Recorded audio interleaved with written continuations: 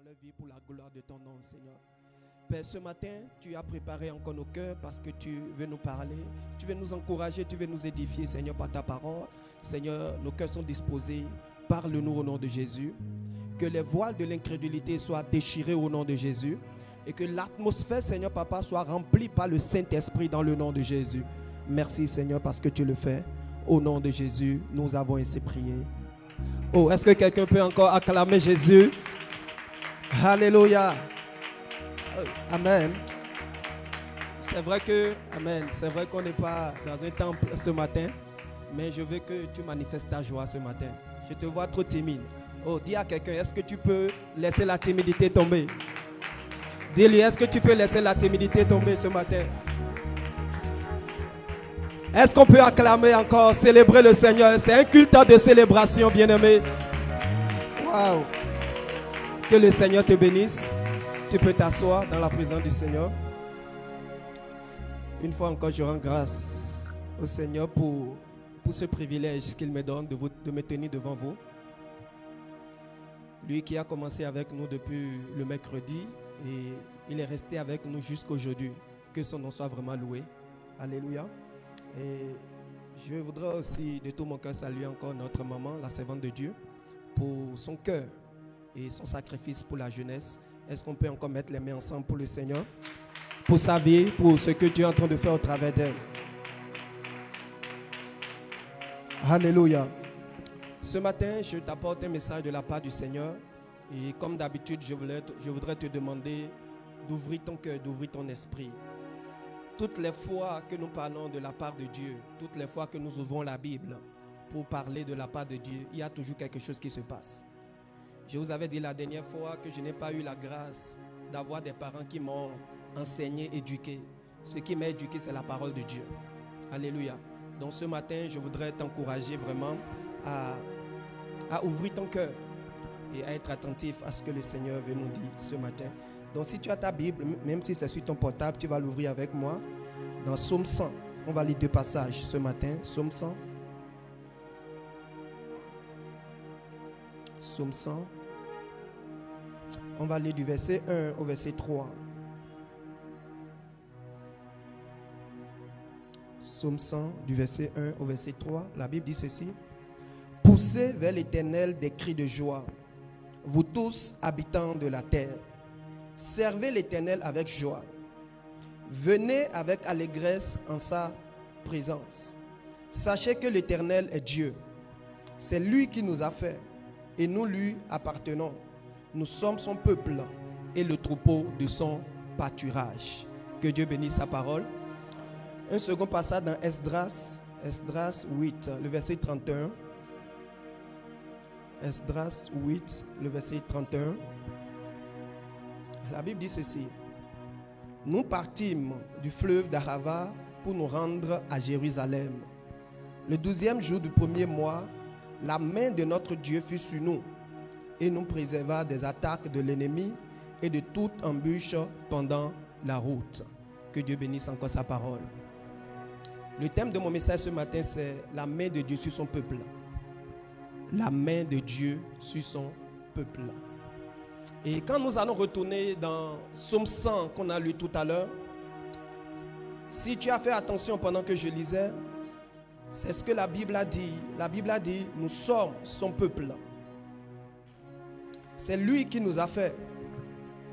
Il dit, nous sommes le troupeau de son pâturage.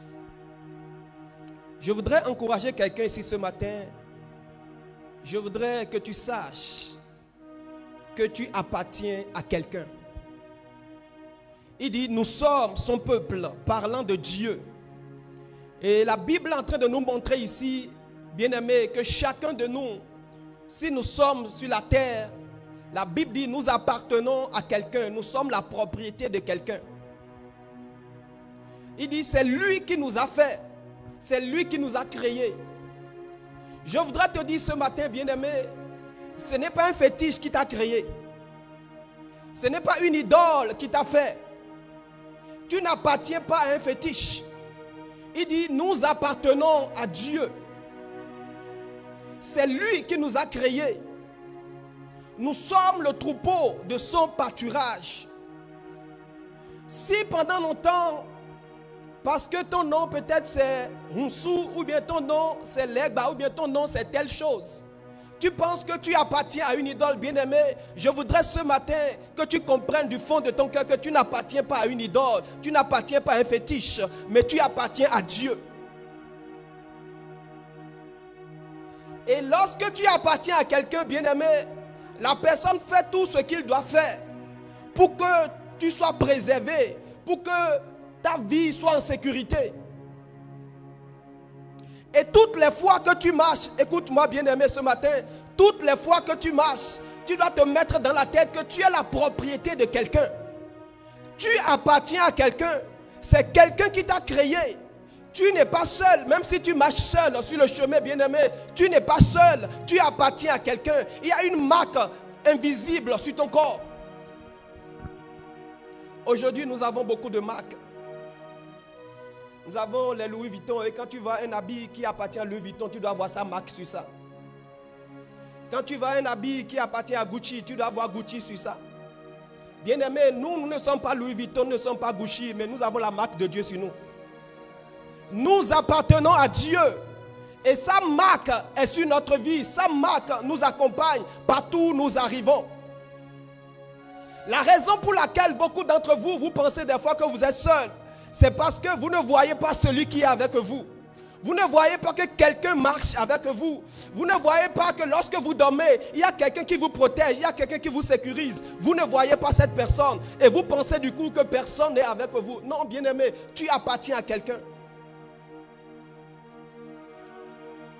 Alléluia. Si tu n'appartenais pas à Dieu, peut-être tu allais mourir depuis. Si Dieu pouvait t'ouvrir les yeux pour voir de quoi il te délivre chaque nuit, de quoi il te délivre chaque jour, bien-aimé, tu comprendras qu'il y a quelqu'un qui est réellement avec toi. Et les personnes qui sont mieux placées même pour témoigner de cette présence avec nous, bien-aimés, c'est les sorciers. Ils savent très bien qu'il y a quelqu'un avec toi. Parce que plusieurs fois, ils sont venus dans ta maison, ils ne t'ont pas vu seul, ils t'ont vu avec quelqu'un là. Mais toi, tu ne vois pas cette personne-là. Et je veux ce matin, bien-aimé, que chacun de nous ici, dans cette salle, que nous croyons du fond de notre cœur que nous ne sommes pas seuls. Emmanuel est avec nous, Dieu est avec nous. Il marche avec nous. Il dit, je ne vous abandonnerai point. Peut-être tous les jours ton cœur bat quand tu sors de la maison. Est-ce que je vais retourner encore? Tu vas retourner parce qu'il y a quelqu'un avec toi. Toutes les fois quand tu te lèves, tu regardes ton avenir, tout est sombre. Tu te demandes, est-ce que mon avenir peut donner quelque chose? Bien-aimé, je peux te rassurer que ton avenir donnera quelque chose. Il y a de l'espérance pour ton avenir parce que tu appartiens à quelqu'un. Alléluia. Les Abednego, Meshach, Shadrach, je ne sais pas si tu as lu leur histoire. C'est des jeunes comme toi et ils servaient le Seigneur. Mais ils étaient conscients en eux qu'ils n'étaient pas seuls. On les a éloignés de leur famille, ils étaient en esclavage quelque part, seuls. Et à un moment donné, le roi commençait à les menacer pour dire, si vous ne vous prosternez pas devant ma statue, je vous jeterai dans le feu. Ces jeunes vont dire au roi, roi, nous te respectons bien. Mais laisse-nous te dire que le jour où tu nous jeteras dans le feu, il y a une quatrième personne que tu verras avec nous, que tu ne vois pas encore maintenant. Et effectivement, quand le roi les a jetés dans le feu, ils étaient trois qu'on a jetés dans le feu. La Bible dit le lendemain, quand le roi est venu vérifier pour voir si le feu les a consumés, le roi n'a plus vu 3 personnes. Le roi a vu 4 personnes. Quand ils étaient dehors, ils étaient 3. Mais quand ils sont dans le feu, ils sont devenus 4.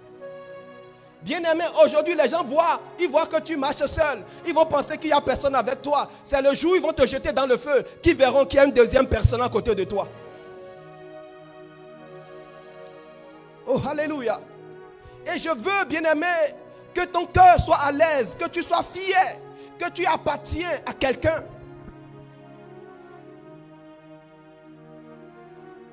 Ta fierté, des fois, quand tu as de relations avec une certaine personne, ou bien quand tu connais une certaine autorité, tu vois la manière dont tu es fier.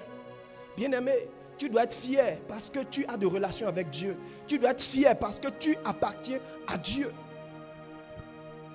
Et la Bible va dire, il dit, sachez que l'Éternel est Dieu. C'est lui qui nous a fait. Il a dit, faisons l'homme à notre image et à notre ressemblance. Bien-aimé, la manière dont tu es, c'est Dieu qui t'a fait comme ça. Gloire à Dieu.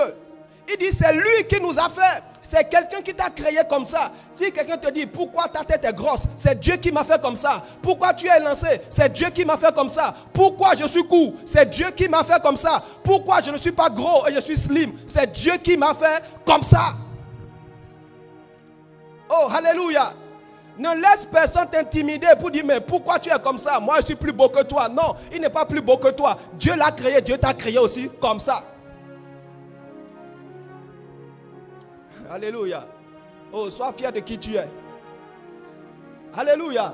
Sois fier de qui tu es. Parce que c'est quelqu'un qui t'a créé. Tu n'es pas venu d'un arbre. Tu n'es pas venu de n'importe où, bien-aimé. Et la personne qui t'a créé, il t'a créé comme ça. Pour un but, pour un objectif. Là où quelqu'un de court ne peut pas aller, Dieu a créé quelqu'un d'élancé pour aller. Oh, alléluia. Là où quelqu'un d'élancé ne peut pas s'accoupler pour aller, Dieu a créé quelqu'un de court pour y aller. Et Dieu nous a mis ensemble et nous avons formé un peuple. C'est pour ça qu'il dit que nous sommes son peuple. Oh, gloire à Dieu. Si Dieu nous a mis ensemble, c'est parce que chacun de nous, nous nous complétons quelque part. Ce que je ne peux pas faire, toi tu peux faire. Ce que tu ne peux pas faire, moi je peux faire. Et Dieu nous a mis ensemble pour former un seul peuple. C'est pour ça qu'on n'est pas complexé. Alléluia. On est fiers de qui nous sommes. Il dit, c'est lui qui nous a fait. Et nous lui appartenons. Quand j'étais encore en classe de 6e, il y avait un signe de mathématiques pour symboliser l'appartenance. Je ne sais pas si tu connais ça. Alléluia. E et puis on met quelque chose. Alléluia. Bien-aimé, si on met Dieu à côté, on mettra E au milieu et on mettra à côté. Ça veut dire que j'appartiens à Dieu. Oh, est-ce que tu peux acclamer Jésus pour ça?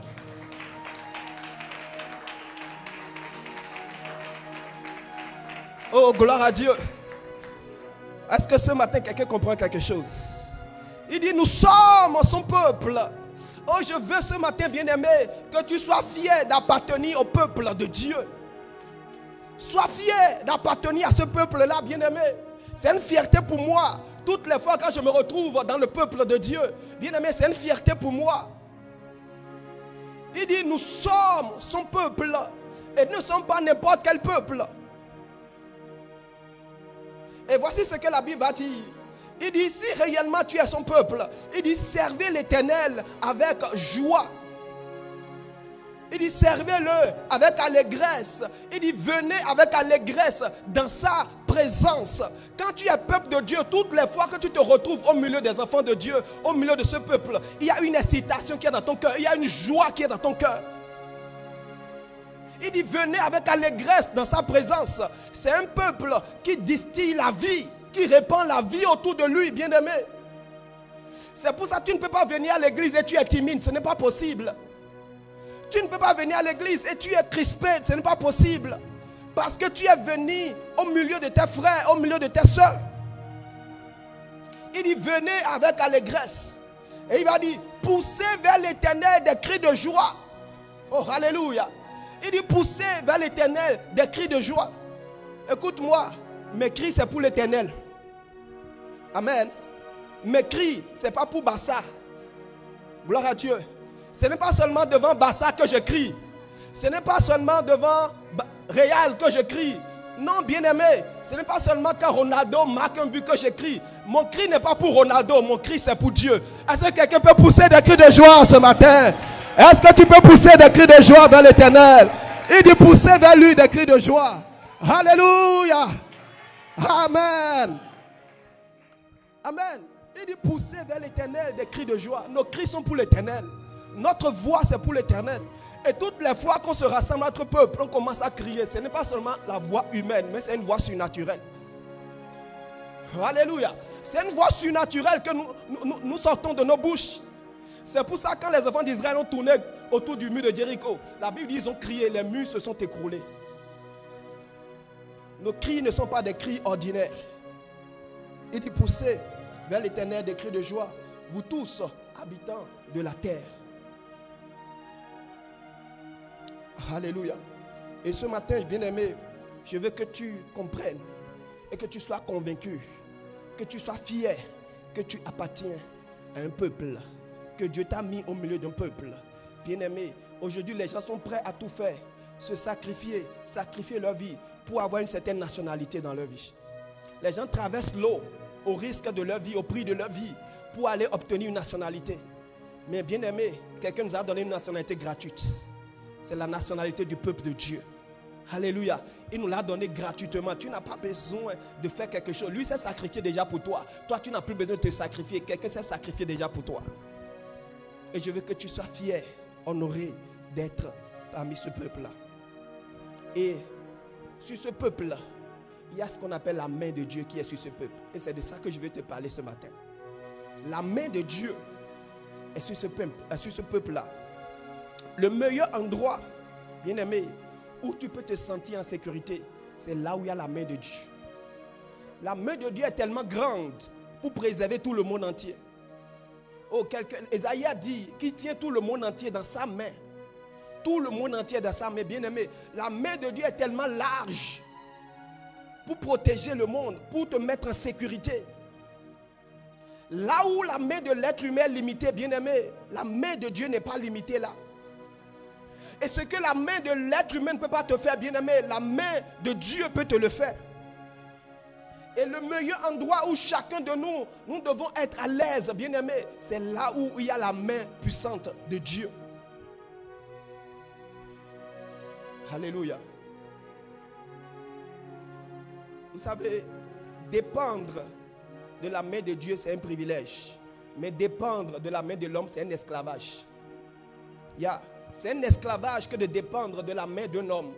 Si c'est un homme qui doit te faire tout, bien-aimé, tu es un esclave. Mais quand c'est Dieu qui te fait tout, c'est un privilège pour toi. Alléluia. C'est un privilège. C'est pour ça que nous devons dépendre de cette main-là. Il y avait une dame qu'on appelle Anne dans la Bible. Anne n'avait pas d'enfant, elle était stérile. Elle a tout fait. Son mari l'aimait tellement. Et la Bible va nous dire que pour lui démontrer davantage son amour, quand son mari partage la nourriture à tout le monde, quand il arrive sur Anne, il lui donnait une double portion de ce qu'il donnait aux autres. Juste pour lui montrer que toi, tu es privilégié. Mais malgré tout ce que son mari lui faisait, Anne n'était pas satisfaite. Pourquoi? La main de l'homme ne peut jamais te satisfaire. Quel que soit ce que l'homme te donnera, quel que soit ce que l'homme va te promettre, bien-aimé, ça ne peut pas te satisfaire plus que ce que Dieu va te donner. Malgré tout ce que le mari faisait pour montrer à Anne que Anne, je t'aime, oublie à faire d'enfant, Anne dit non, ce que toi tu me donnes ne peut jamais me suffire. Et le mari allait jusqu'à lui dire, est-ce que je ne vaux pas plus que 10 fils pour toi? Il dit, même si toi tu vaux 10 fils pour moi, le seul que Dieu me donnera me suffira plus que tes 10 là. Bien-aimé, le seul que Dieu te donnera te suffira plus que les 1000 que la main de l'homme te donnera. Alléluia. Et Anne n'était pas satisfaite jusqu'au jour où elle est rentrée dans le temple elle-même. Elle a dit, Dieu, maintenant tu dois me donner mon enfant.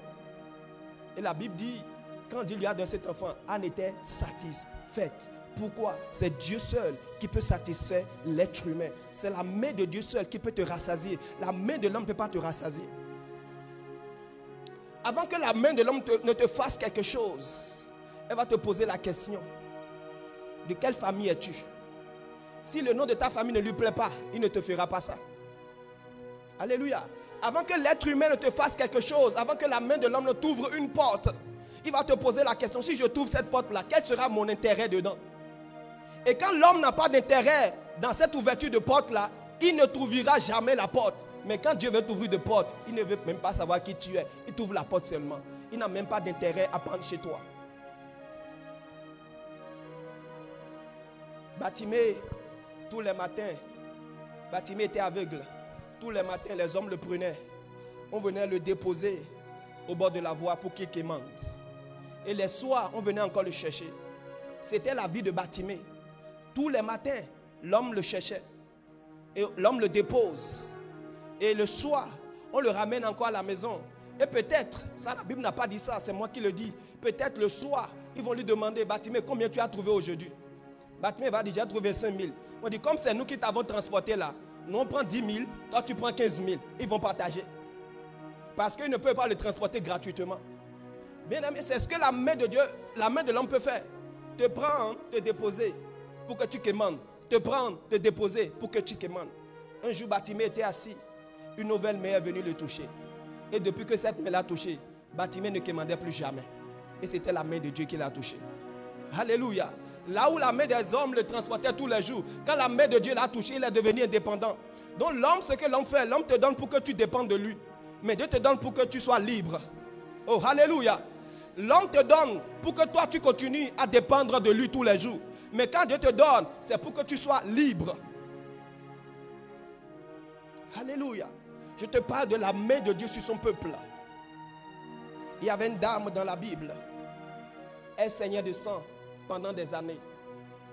Et la Bible dit, elle est passée chez beaucoup de médecins. La main des médecins, les mains l'ont touchée, mais elle n'a jamais trouvé satisfaction. Jusqu'au jour où la main de Jésus l'a touchée. Il y avait une autre qui était courbée pendant 18 ans. Rien ne se passait. 18 ans, elle allait à l'église, elle retournait.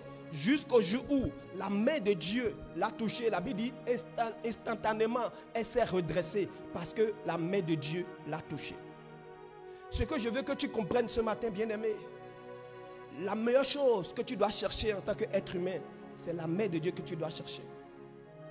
Ne cherche pas la main des hommes. L'homme ne peut pas te satisfaire. L'homme ne peut rien te faire. Un jour, j'ai vu une image sur les réseaux sociaux. C'était un trou et quelqu'un était tombé dans le trou. Il y avait son frère qui était en haut du trou et qui tendait sa main dans le trou pour le sauver, mais sa main était limitée. Il avait toute la volonté qu'il faut pour sortir son frère de ce trou, mais parce que sa main était limitée, il ne pouvait pas. Des fois, l'homme peut avoir la volonté de t'aider, de te faire du bien, mais l'homme est limité. L'homme est très limité, bien-aimé. Aujourd'hui, les sciences ont évolué, la technologie a évolué, il y a beaucoup de possibilités. Mais il y a un niveau où la technologie ne peut pas aller, il y a un niveau où la science ne peut pas aller. L'intelligence humaine est limitée, bien-aimé. Et c'est pour ça la Bible a dit, il dit, maudit soit celui qui s'appuie sur un autre homme. Tu ne peux pas t'appuyer sur quelqu'un, bien-aimé. Appuie-toi sur Dieu seul. Appuie-toi sur la main de Dieu. C'est l'endroit le plus sécurisé pour toi.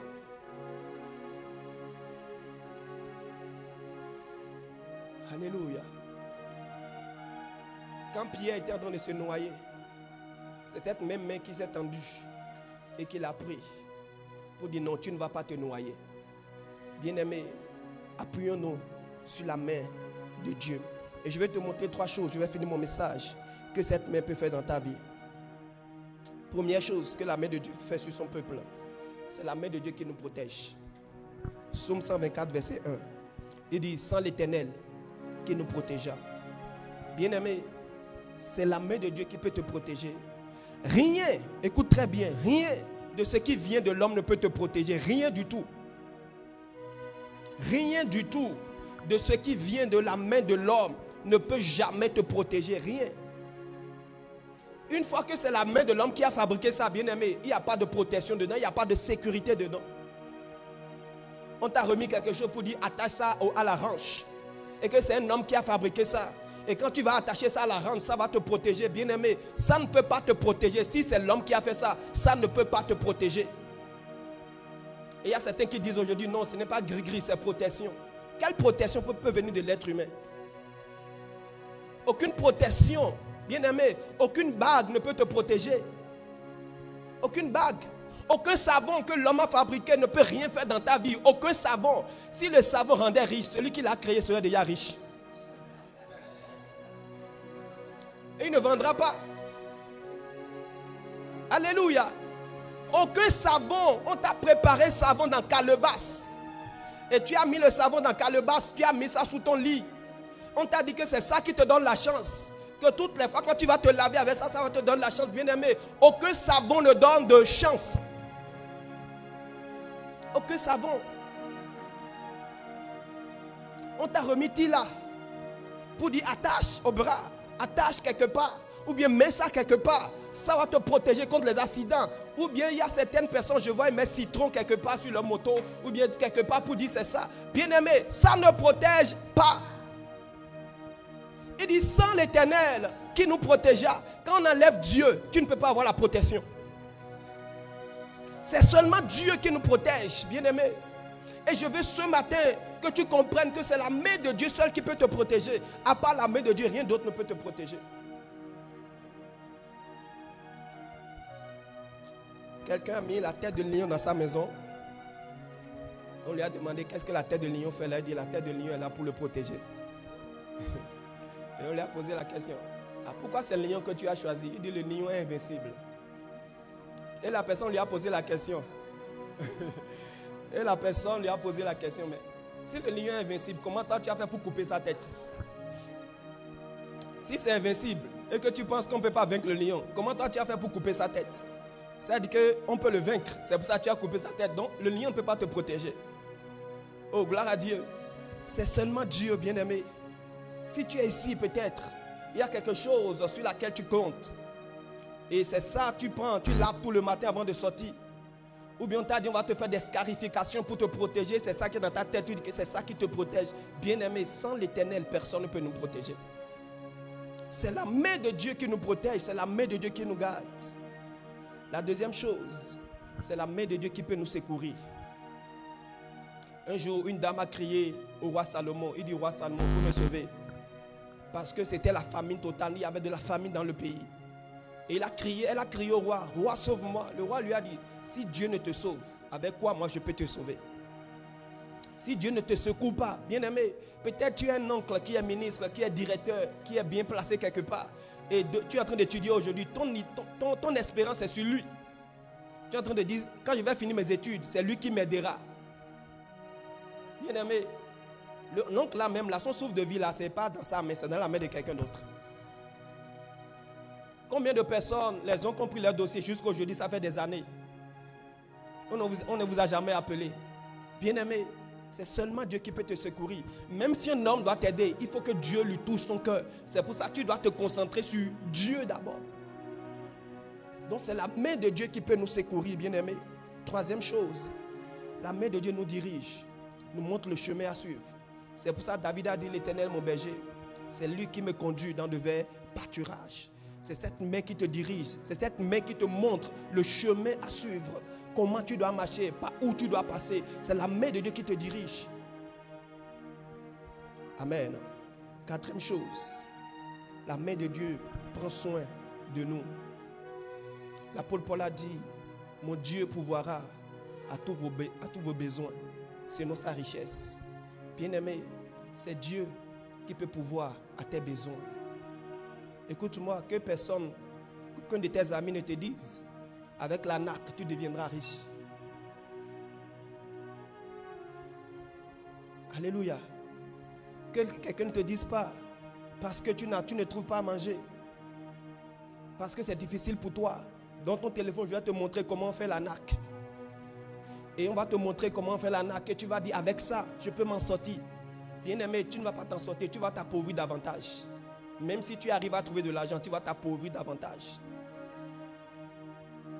Compte sur Dieu pour que Dieu puisse satisfaire tes besoins. J'ai expérimenté la provision de Dieu dans ma vie plusieurs fois, bien-aimé. J'ai mis mes regards sur Dieu, j'ai compté sur Dieu, j'ai prié. Et Dieu a ouvert des portes. Dieu a donné des opportunités pour pouvoir prendre soin de mes besoins, bien-aimé. Dieu est capable de prendre soin de toi. Dieu est capable de te donner à manger. Il y a les gens qui disent en fond que le Dieu qui a tracé la bouche là, c'est parce qu'il sait que la nourriture doit rentrer dedans. Oh, est-ce que tu comprends? Si Dieu a tracé la bouche là, c'est parce qu'il sait que la nourriture doit passer par là. Alors comment est-ce que tu penses que ce Dieu là va t'abandonner? Il ne peut pas t'abandonner. Dieu peut prendre soin de toi, bien-aimé. Il peut prendre soin de tes besoins. La Bible dit, ne vous inquiétez pas, ni de ce que vous allez porter, de ce que vous allez manger, bien-aimé. Il dit, Dieu prendra soin de vous. Si les oiseaux ne font rien, mais pourtant ils mangent chaque jour, bien-aimé, qu'en sera-t-il de toi, un être humain que Dieu a créé? Qu'en sera-t-il de toi? La main de Dieu est capable de te nourrir. Même en temps de famine, J'ai lu dans la Bible, Dieu a nourri ses serviteurs pendant que tout le monde manquait de nourriture. Dieu peut pourvoir tes besoins. Il ne faut pas avoir peur. Mon frère, ma soeur, n'aie pas peur, ne te précipite pas. Ne va pas vendre ton corps parce que tu dois mettre mèche sur la tête. Ne va pas vendre ton corps parce que tu dois porter des choses qui sont à la mode. Non, bien-aimé, ça ne te profite à rien. Laisse Dieu prendre soin de toi. Laisse Dieu prendre soin de toi. Lui qui t'a créé, il ne va jamais te laisser manger du sable. Il ne va jamais te laisser sortir toute nue. Il sait que tu dois porter quelque chose. Et il pense à ce besoin-là. Il sait, bien-aimé, laisse-le prendre soin de toi. C'est une fierté quand Dieu prend soin de toi. Ne cherche pas toi-même des chemins. Ne va pas créer des raccourcis parce que tu es pressé pour porter des habits. Tu es pressé pour vivre comme tout le monde. Bien-aimé, patiente. La main de Dieu est capable de te nourrir. Lorsque tu vas créer un autre chemin, tu traites Dieu d'irresponsable. Tu dis, Dieu, tu m'as créé, mais tu ne peux pas prendre soin de moi. Mais Dieu, il est responsable. C'est un père responsable. Il connaît tes besoins, même avant que toi, mais tu ne sentes ces besoins-là. Il connaît ça. Alléluia. Et pour finir, la main de Dieu nous a sauvés. Et cette main qui t'a pris, la Bible nous raconte l'histoire de cette brebis qui est perdue. Elles étaient au total 100 brebis. Et la Bible dit, une brebis était perdue. Et la Bible dit, le maître a laissé les 99 autres. Il va commencer à chercher la seule brebis là. Elle dit, elle ne se perdra pas. Elle est chère pour moi. Même si c'est une seule brebis, elle est chère pour moi. Elle va commencer à chercher partout. Elle va commencer à chercher partout. Elle va commencer à chercher partout. Et la Bible dit, quand elle va la retrouver, elle va la prendre avec ses mains. Il dit, reviens encore dans le troupeau. Reviens encore dans le peuple. Bien-aimé, nous sommes le peuple. Peut-être tu es assis là, mais ton cœur n'est pas au milieu du peuple. Dieu veut que ton cœur revienne encore. Et elle va ramener le troupeau avec sa main dans le peuple. Donc c'est cette main-là, bien-aimé, qui nous a sauvés. C'est cette main qui nous a sortis. Comme cette brebis, beaucoup d'entre nous, on était des perdus. On était dans des choses. On s'était retrouvés dans des comportements. On s'était retrouvés dans certains types de vie. Bien-aimés, aujourd'hui, vous savez tout ça là que moi. Sur le campus, vous savez tout ce qui se passe. On propose de l'argent aux gens pour des choses bizarres, bien-aimés. Mais Dieu, ce matin, allait te chercher pour dire, sors de ça, sors de ça, sors de ça. Et Dieu t'a ramené au milieu du peuple. Alléluia. Pour que tu fasses partie de ce peuple. Oh, nous sommes son peuple. Gloire à Dieu. Et je finis. Peut-être depuis que je parlais de la main de Dieu, tu vas me poser la question, mais cette main-là, c'est quoi cette main-là? Est-ce que c'est la main gauche? Est-ce que c'est la main droite? Peut-être tu ne sais pas où se trouve cette main-là, bien-aimé. Mais la seule chose que je vais te dire pour finir, la main de Dieu, c'est Jésus. Dieu ne fait rien sans Jésus. Alléluia. Dieu ne fait rien sans Jésus. Tout ce que Dieu fait, c'est au travers de Jésus. Jésus est la main de Dieu sur la terre. C'est au travers de cette main que Dieu touche les vies. C'est au travers de cette main que Dieu secoue les vies. Donc quand tu rejettes Jésus, tu rejettes la main de Dieu. Quand tu dis non, moi je suis musulman, je n'ai pas besoin de Jésus, tu es en train de rejeter la main de Dieu. Quand tu dis non, moi je suis animiste, je ne veux pas Jésus, tu rejettes la main de Dieu. La main de Dieu, c'est pour tout le monde. Quelle que soit ta religion, la main de Dieu, c'est pour toi. C'est pour toi que Dieu a envoyé Jésus. Il dit, il a tant aimé le monde, qu'il a envoyé son Fils unique, afin que quiconque, quand la Bible dit quiconque, ça veut dire que n'importe qui, que tu sois blanc, que tu sois noir, que tu sois musulman, que tu sois chrétien, il dit quiconque croit en lui ne périsse. Il n'a pas catégorisé les gens. Jésus a été envoyé pour tout le monde. Et Jésus, c'est la main de Dieu. C'est par lui que Dieu a créé toutes choses. C'est pas Jésus que Dieu a créé ce monde. C'est pas Jésus que ce monde subsiste encore. On ne peut pas rejeter Jésus, bien-aimé. Et ce matin, je veux simplement comprendre que cette main nous touche. Bien-aimé, quand cette main vient là où il y a le trouble, la paix vient. Quand cette main vient là où il y a le découragement, une nouvelle force vient. Quand cette main vient là où il y a les larmes et la tristesse, la joie vient encore. Et ce matin, cette main peut venir sur ta vie. Le prophète Ézéchiel a dit, la main de Dieu est venue sur moi. Il m'a transporté. Bien aimé, la main de Dieu peut te transporter encore ce matin. Oh, est-ce qu'on peut prier ce matin? Lève-toi sur tes pieds. Oh, thank you, Jesus. Est-ce que tu peux commencer à prier ce matin? Seigneur, que ta main me visite. Cette main qui a touché cette dame qui perdait de sang. Cette main qui a touché Bartimée, que cette main vienne encore. Est-ce que tu peux prier comme ça ce matin? Son onction est là. Sa main nous touche. Sa main nous touche. Oh yes. Sa main nous touche. Prie, dis Seigneur, sa présence est là. Que ta main me touche. Même si tu ne comprends pas, cette main va te toucher. Parle simplement. Parle. Je ne sais pas dans quel domaine de ta vie tu cherches la main de Dieu. Peut-être il y a une maladie quelque part dans ton corps depuis des années. Cette maladie n'a jamais quitté. Ce matin, dis Seigneur, que ta main touche mon corps. Que ta main touche. Sa mère me touche. Sa mère me touche. Cette mère présente au milieu de nous. Oh yes. Est-ce que tu peux prier de façon sincère? Ce n'est pas un hasard si Dieu t'a amené ici. Dis Seigneur, que cette main touche mes études. Tes études veulent tomber. Tes études ne volent plus, ne marchent plus. Dis Seigneur, que ta main touche. Que ta main touche mes études. Que ta main vienne dans ma famille. Que ta main vienne sur moi.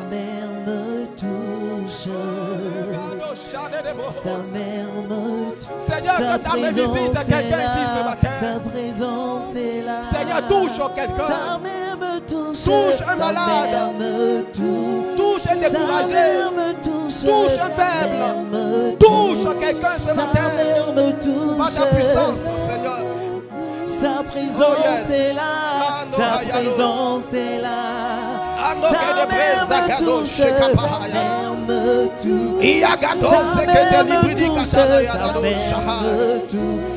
mère me touche. Oh, son onction est là. Son onction est là. Est-ce que quelqu'un peut parler ce matin? Ne ferme pas la bouche. Ne ferme pas la bouche. Bartimée n'a pas fermé la bouche. Quand il a vu Jésus passer, il a crié. Il dit Jésus touche-moi. Il dit Jésus touche-moi. Sa présence est là.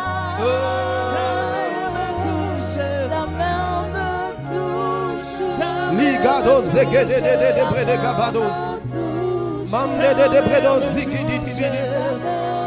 Lege de bredos sakadi di di gados. Son onction est là. Sa mère me touche. Sa main me touche. Sa mère me touche. Sa main me touche. Sa mère me touche. Sa main me touche. Sa présence est là. Sa présence est là. Oh, sa mère me touche. Sa main me touche. Sa mère me touche. Sa main me touche. Sa mère me touche. Sa main me touche. Oh, sa présence est là. Sa présence est là.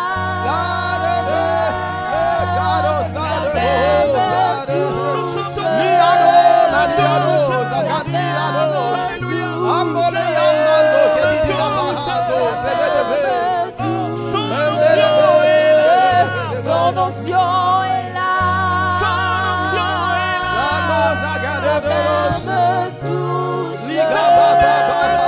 Sa main me touche. Alléluia.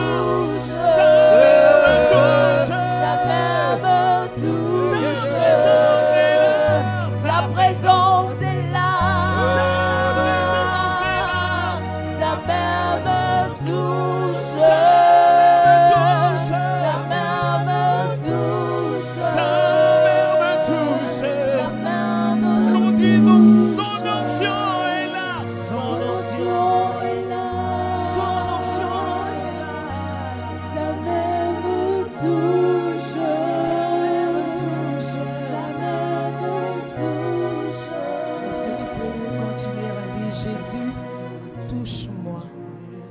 veux expérimenter ton toucher, le toucher spirituel, le toucher profond dans ma vie.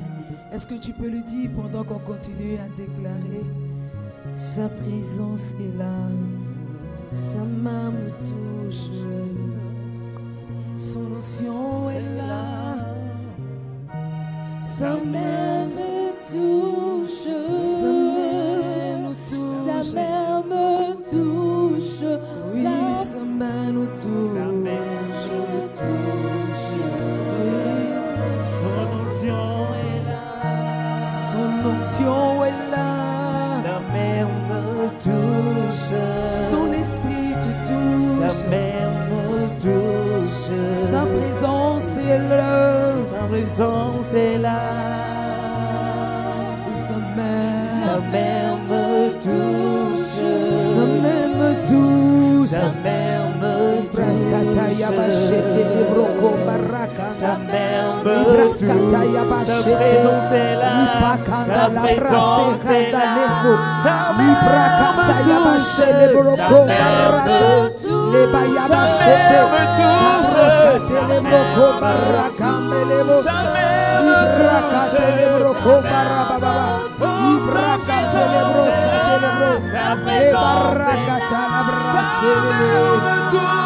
sa main me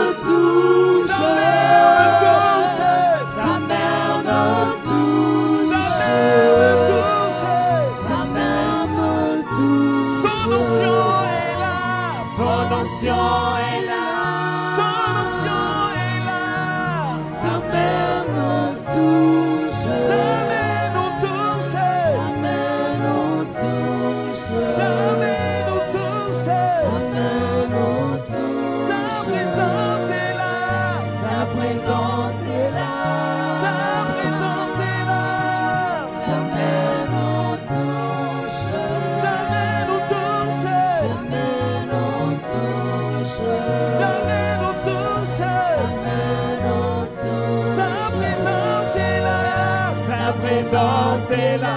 Nous disons sa présence est là.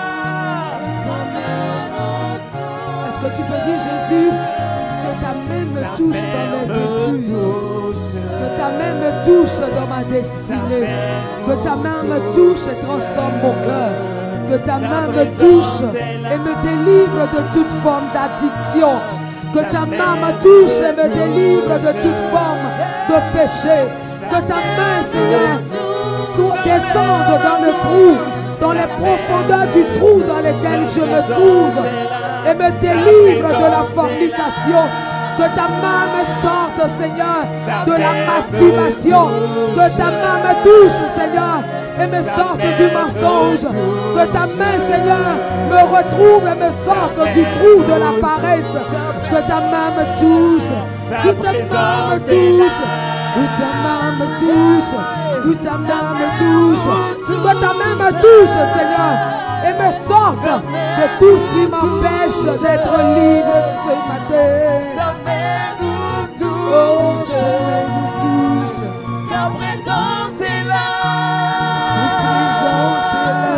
Sa main nous touche. Sa main nous touche. Que ta main, Jésus, touche cette jeunesse qui a soif de toi. Que ta main touche cette jeunesse qui désire, Seigneur, être agréable pour toi. Que cette jeunesse qui te recherche te rencontre, Seigneur, et tend ta main de grâce, et tend ta main de faveur, et tend ta main de délivrance, et tend ta main de restauration, et tend ta main et délivre-nous, Jésus. Sa main nous touche. Sa main nous touche. Sa main nous touche. Sa présence est là. Sa présence est là. Jésus, Sa que ta main main nous nous touche. touche. Sa main nous touche. Sa main. La main de Dieu, la main de Dieu qui touche, c'est aussi la main de Dieu qui essuie les larmes.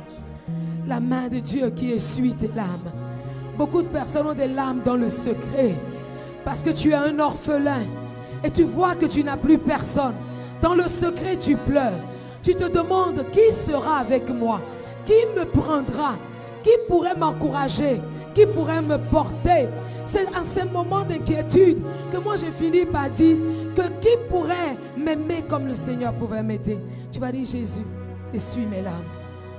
Jésus, essuie mes larmes ce matin. Est-ce que tu peux le déclarer? Jésus, essuie mes larmes. Dans les profondeurs de mon cœur meurtri, essuie mes larmes. Je n'espère que toi, Jésus. Parle à Jésus. Tu n'as pas besoin d'apprendre à prier. La prière, c'est parler selon que tu ressens à Dieu. Tu n'as pas besoin que tu fasses des prouesses en prière. Tu n'as pas besoin que tu pries pendant des heures et des heures et des heures. Mais il veut juste que ta prière soit sincère. Que tu parles à ton Père. Que tu parles à ton ami fidèle qui est Jésus. Que tu parles à ton frère qui est Jésus. Que tu parles à celui qui t'a été envoyé. Que tu parles au secours. Que tu parles à l'ami fidèle. Que tu parles à la rédemption. Que tu parles à celui qui compatit. Là où tous les hommes peuvent conclure fatalité. Parle à Jésus. Sa main t'essuie les larmes. Sa présence est là. Sa présence est là. Sa main me touche. Sa main nous touche. Sa main me touche. Sa main nous touche. Sa main nous touche. Sa main nous touche. Sa présence est là. C'est là. Sa main nous touche. Sa gloire nous remplit. Sa main nous touche. Sa présence est là. Sa main nous Sa touche. Sa présence est là. Et sa main nous touche. Sa main nous touche. Sa main nous touche. Sa main nous touche. Sa main nous touche. Sa main nous touche. Sa main nous touche. Sa présence est là. Sa main nous touche. Sa main nous touche. Sa main nous touche. Sa main nous touche. Sa main nous touche. Sa main nous Sa touche. main nous touche. Sa main nous touche. Sa main nous touche. Sa main nous touche. Sa main nous touche. Sa main nous touche. Sa main nous touche. Sa main nous touche. Sa main nous Sa touche. main nous touche. Sa présence est Sa là. présence est là. Alléluia. Sa main nous touche. Amen. Sa main nous touche. Sa main nous touche. Alléluia. Je bénis le Seigneur. Je te dis dans cette atmosphère, est-ce que tu peux te rasseoir? Nous donner juste quelques minutes. Amen. Je bénis le Seigneur et je rends grâce à Dieu pour les différentes églises et Jésus pour réussir à connecter. Là, il y a quelque chose qui se passe. J'attendais que mon interprète prenne. Mais je vais y aller sans interprète. Quand on prend des habitudes, c'est difficile de s'en défaire. Donc, même si j'attends que l'interprète prenne et qu'il n'y a pas d'interprète, acceptez qu'il en soit ainsi. Je bénis le Seigneur pour la communauté Jésus pour réussir, connecter avec nous depuis Aboum et Calavi. Est-ce que tu peux bénir le Seigneur pour eux? Nous sommes de cœur avec eux. Je rends grâce à l'Éternel pour toutes les autres églises qui sont connectées, Boïcon, toutes les autres églises, Porto Novo qui sont connectées avec nous. Nous sommes en campus, donc le message que vous recevez ici à Paracou, c'est le message que nous recevons dans le réseau des églises Jésus pour réussir. Et je bénis le Seigneur qui nous a accompagnés jusqu'à ce jour. La fin d'une chose vaut mieux que son commencement, dit-on. C'est une joie pour nous de nous retrouver ici tout au long de cette semaine. Mais ce que tu as vécu ici est divin. Ce qui a commencé dans ta vie, c'est ce qu'on appelle le repositionnement. Et ce repositionnement, c'est le Seigneur qui l'a décidé. Le thème de cette conférence est une jeunesse repositionnée. Mais je voudrais que tu comprennes qu'il y a 3 mots forts qui résonnent dans ce thème. Le repos, la position et la naissance à travers son verbe conjugué. Né. Dieu ne repositionne pas ce qui n'a jamais été appelé. Ceux qui n'ont jamais été appelés, Dieu ne les repositionne pas. Ça va te paraître bizarre. Certaines personnes croient que se retrouver dans cette atmosphère ce matin, ça ne les concerne pas, c'est juste une formalité. Je passe par ici, ils vont raconter ce qu'ils veulent ce matin et puis bon, après, moi je vais qu'à mes occupations. Non, Dieu ne peut pas te repositionner s'il ne t'a pas appelé. Mais il t'a appelé. Mais après qu'il t'ait appelé, est-ce que tu as accepté et répondu à l'appel? On peut appeler un homme, mais sans qu'il ne réponde. On peut répondre par sa voix, mais on peut aussi répondre en venant. Tu peux appeler quelqu'un mais qui ne te répond pas par sa voix, mais qui te répond en se présentant devant toi. C'est une réponse à l'appel. Mais je crois que la jeunesse de Parakou, vous avez répondu à l'appel de Dieu dans tous les sens. Vous avez répondu par la voix et vous avez répondu aussi en étant ici tout au long de cette semaine. Et c'est là que commence votre histoire de repositionnement. Mais Dieu ne peut pas repositionner ce qui est immobile. Parce qu'à la fin de cette conférence, certaines personnes vont finir avec leur vie de consécration, vont arrêter leur vie de foi qu'ils ont commencé. Le salut que vous avez accepté, le salut que vous avez reçu, beaucoup parmi vous vont l'abandonner dans la semaine. Ils vont rester immobiles. Alors si tu restes immobile, que tu te rassois à nouveau, ça veut dire que ce repositionnement, tu es sorti de cela. Et tu ne peux pas sortir de cela. Après cette conférence, tu ne peux pas être immobile. Tu dois te mettre en mouvement. Tu dois te mettre en action. Tu dois laisser le vent de l'esprit te pousser. Le vent de l'esprit t'amener là où il veut que tu ailles. Le vent va t'amener dans la direction que tu veux. Mais il faut que tu sois malléable. Il faut que tu te laisses aller. Quand le vent soulève un document, soulève un papier au sol, soulève une feuille, la feuille ne résiste pas. Ce qui résiste au vent, c'est ce qui reste sur place quand le vent passe. Parce que quand le vent va souffler, même avec puissance, il y a certaines choses qui ne sont pas déracinées, il y a certaines choses qui ne bougent pas. Parce que cette chose résiste à la direction du vent. Mais le vent ne va pas l'obliger, tout comme Dieu. Dieu dit qu'il ne nous force pour rien. Il nous fait des propositions, il nous montre le bon chemin. À nous de choisir, à nous de faire le choix de ce que nous voulons. J'ai envie de demander à quelqu'un ce matin, à la fin de cette conférence, lorsque chacun de nous serait chez lui, lorsqu'on aurait fini de recevoir nos attestations, lorsque on va se séparer, qu'est-ce que ta vie sera après ce moment avec Jésus? Pourras-tu continuer à marcher avec lui? Ou continueras-tu toujours à être ce que tu avais été? Si tu restes immobile, la direction, le vent ne te donnera pas une direction.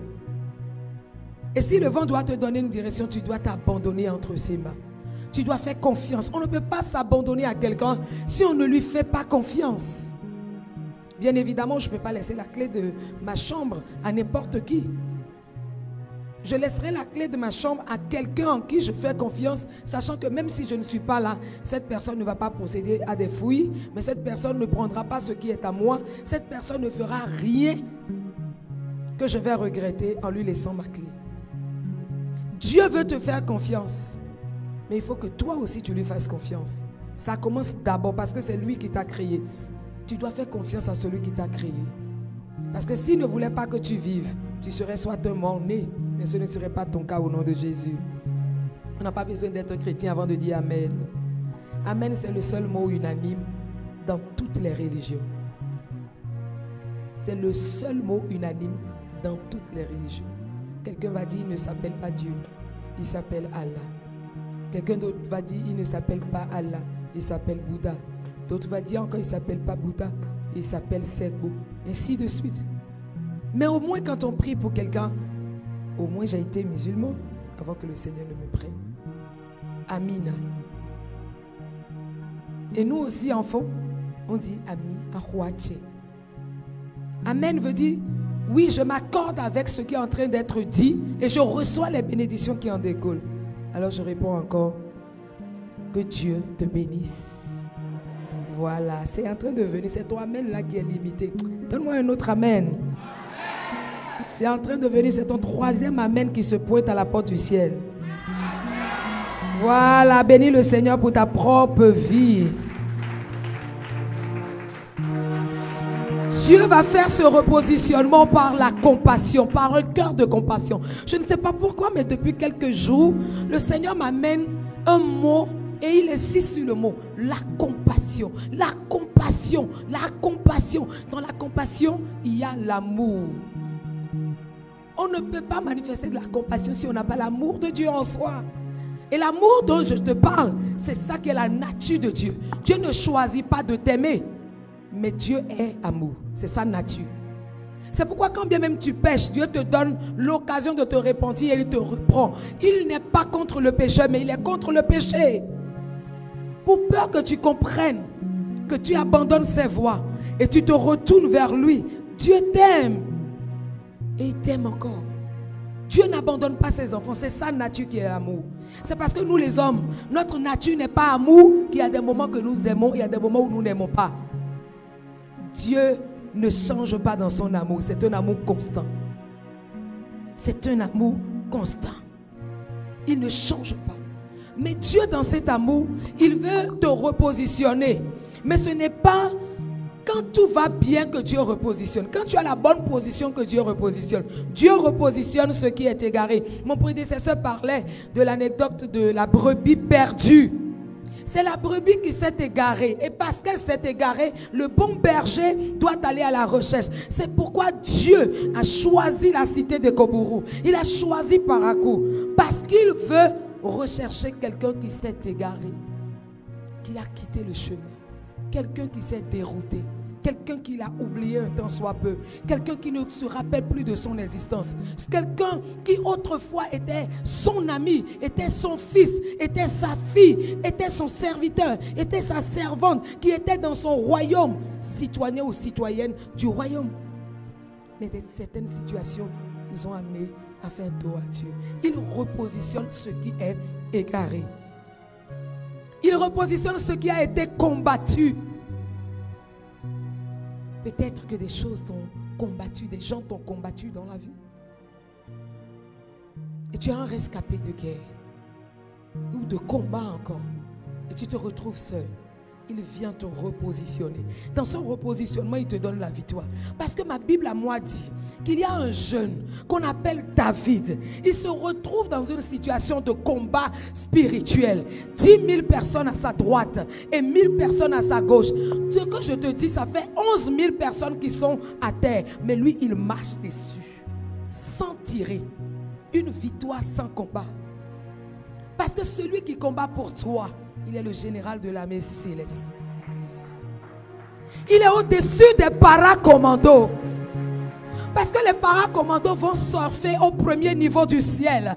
Mais son armée est au-dessus de tous les ciels qui peuvent exister selon les archéologues ou selon les théologiens. Il est au sommet du ciel. Donc son armée quitte là-bas. Celui qui a le cheval blanc, celui qui sort et de sa main les rayons de lumière sortent. Il est au-dessus. Il n'a même pas encore commencé à combattre. Il se lève.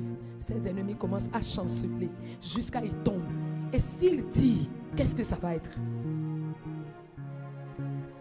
Tu as peut-être été combattu, écrasé. Et tu te poses des questions sur ta propre vie. Dieu est venu pour te repositionner. C'est la bonne condition pour que Dieu te repositionne.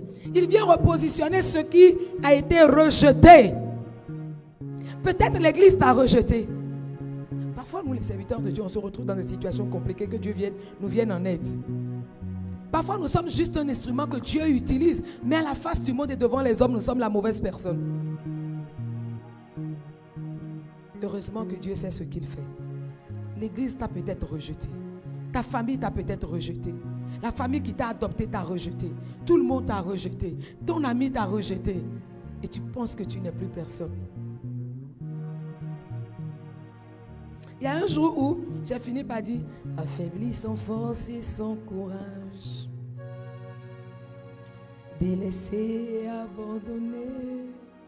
C'est-à-dire, je ne savais plus qu'est-ce que je vais faire? Mais Jésus m'a récupéré. Les hommes ont dit, tout le monde sauf celle-là. Jésus m'a regardé. Il m'a dit, lève-toi. C'est de la cendre que je reprends. C'est de la boue que j'amène à la table des rois. C'est étant fatigué que je donne du repos. Parce que celui qui n'est pas fatigué n'a pas besoin de repos. Est-ce que quelqu'un est fatigué? Tu es venu te donner du repos. Tout cela t'arrive, mais tu restes appelé. C'est cette génération que Dieu veut repositionner. Je veux juste partager avec toi 5 clés pour un repositionnement divin. 5 clés que tu vas garder pour un repositionnement divin. La première clé, c'est de reconnaître ton identité en Christ. Si tu n'es pas encore en Christ, tu n'es pas encore éligible. Je te l'ai dit précédemment. Reconnaître ton identité en Christ. Le verset d'appui que je prends, c'est Jérémie chapitre 1, 5. Ennemi, ne me fais jamais ça. Et ne me déclare jamais la guerre. Parce que le jour où tu as déclaré la guerre, c'est ce jour-là tu es mort. Je n'aurai même pas le temps de combattre avec toi. Je suis une guerrière qui est née. Mais il y a quelques années en arrière, il y a des combats qui se sont présentés. Je n'ai pas eu le temps même de répondre à ces combats. Mais je suis rentrée dans le secret et j'ai dit, Seigneur, je suis fatiguée. Fatiguée de combattre. Seigneur, je suis fatiguée. Je me rappelle, j'ai pris des jours. Je rappelais à Dieu, je suis fatiguée de combattre. Je suis fatiguée moralement. Il y a des situations que vous vivez malgré votre force, malgré tout ce qu'on va vous dire. Et ça, c'est le problème des développeurs personnels. Oui, tu es grand, tu es fort. Ça, c'est une manière de parler. Est-ce que tu l'es réellement en toi? Est-ce que tu as appris à être fort ou forte? Ce n'est pas d'encouragement qu'il s'agit. Mais c'est des déclarations de la parole qu'il s'agit. J'ai dit, Seigneur, je suis fatiguée. Fatiguée de combattre.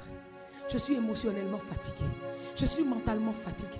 Je suis spirituellement fatiguée. Je me répandais à terre.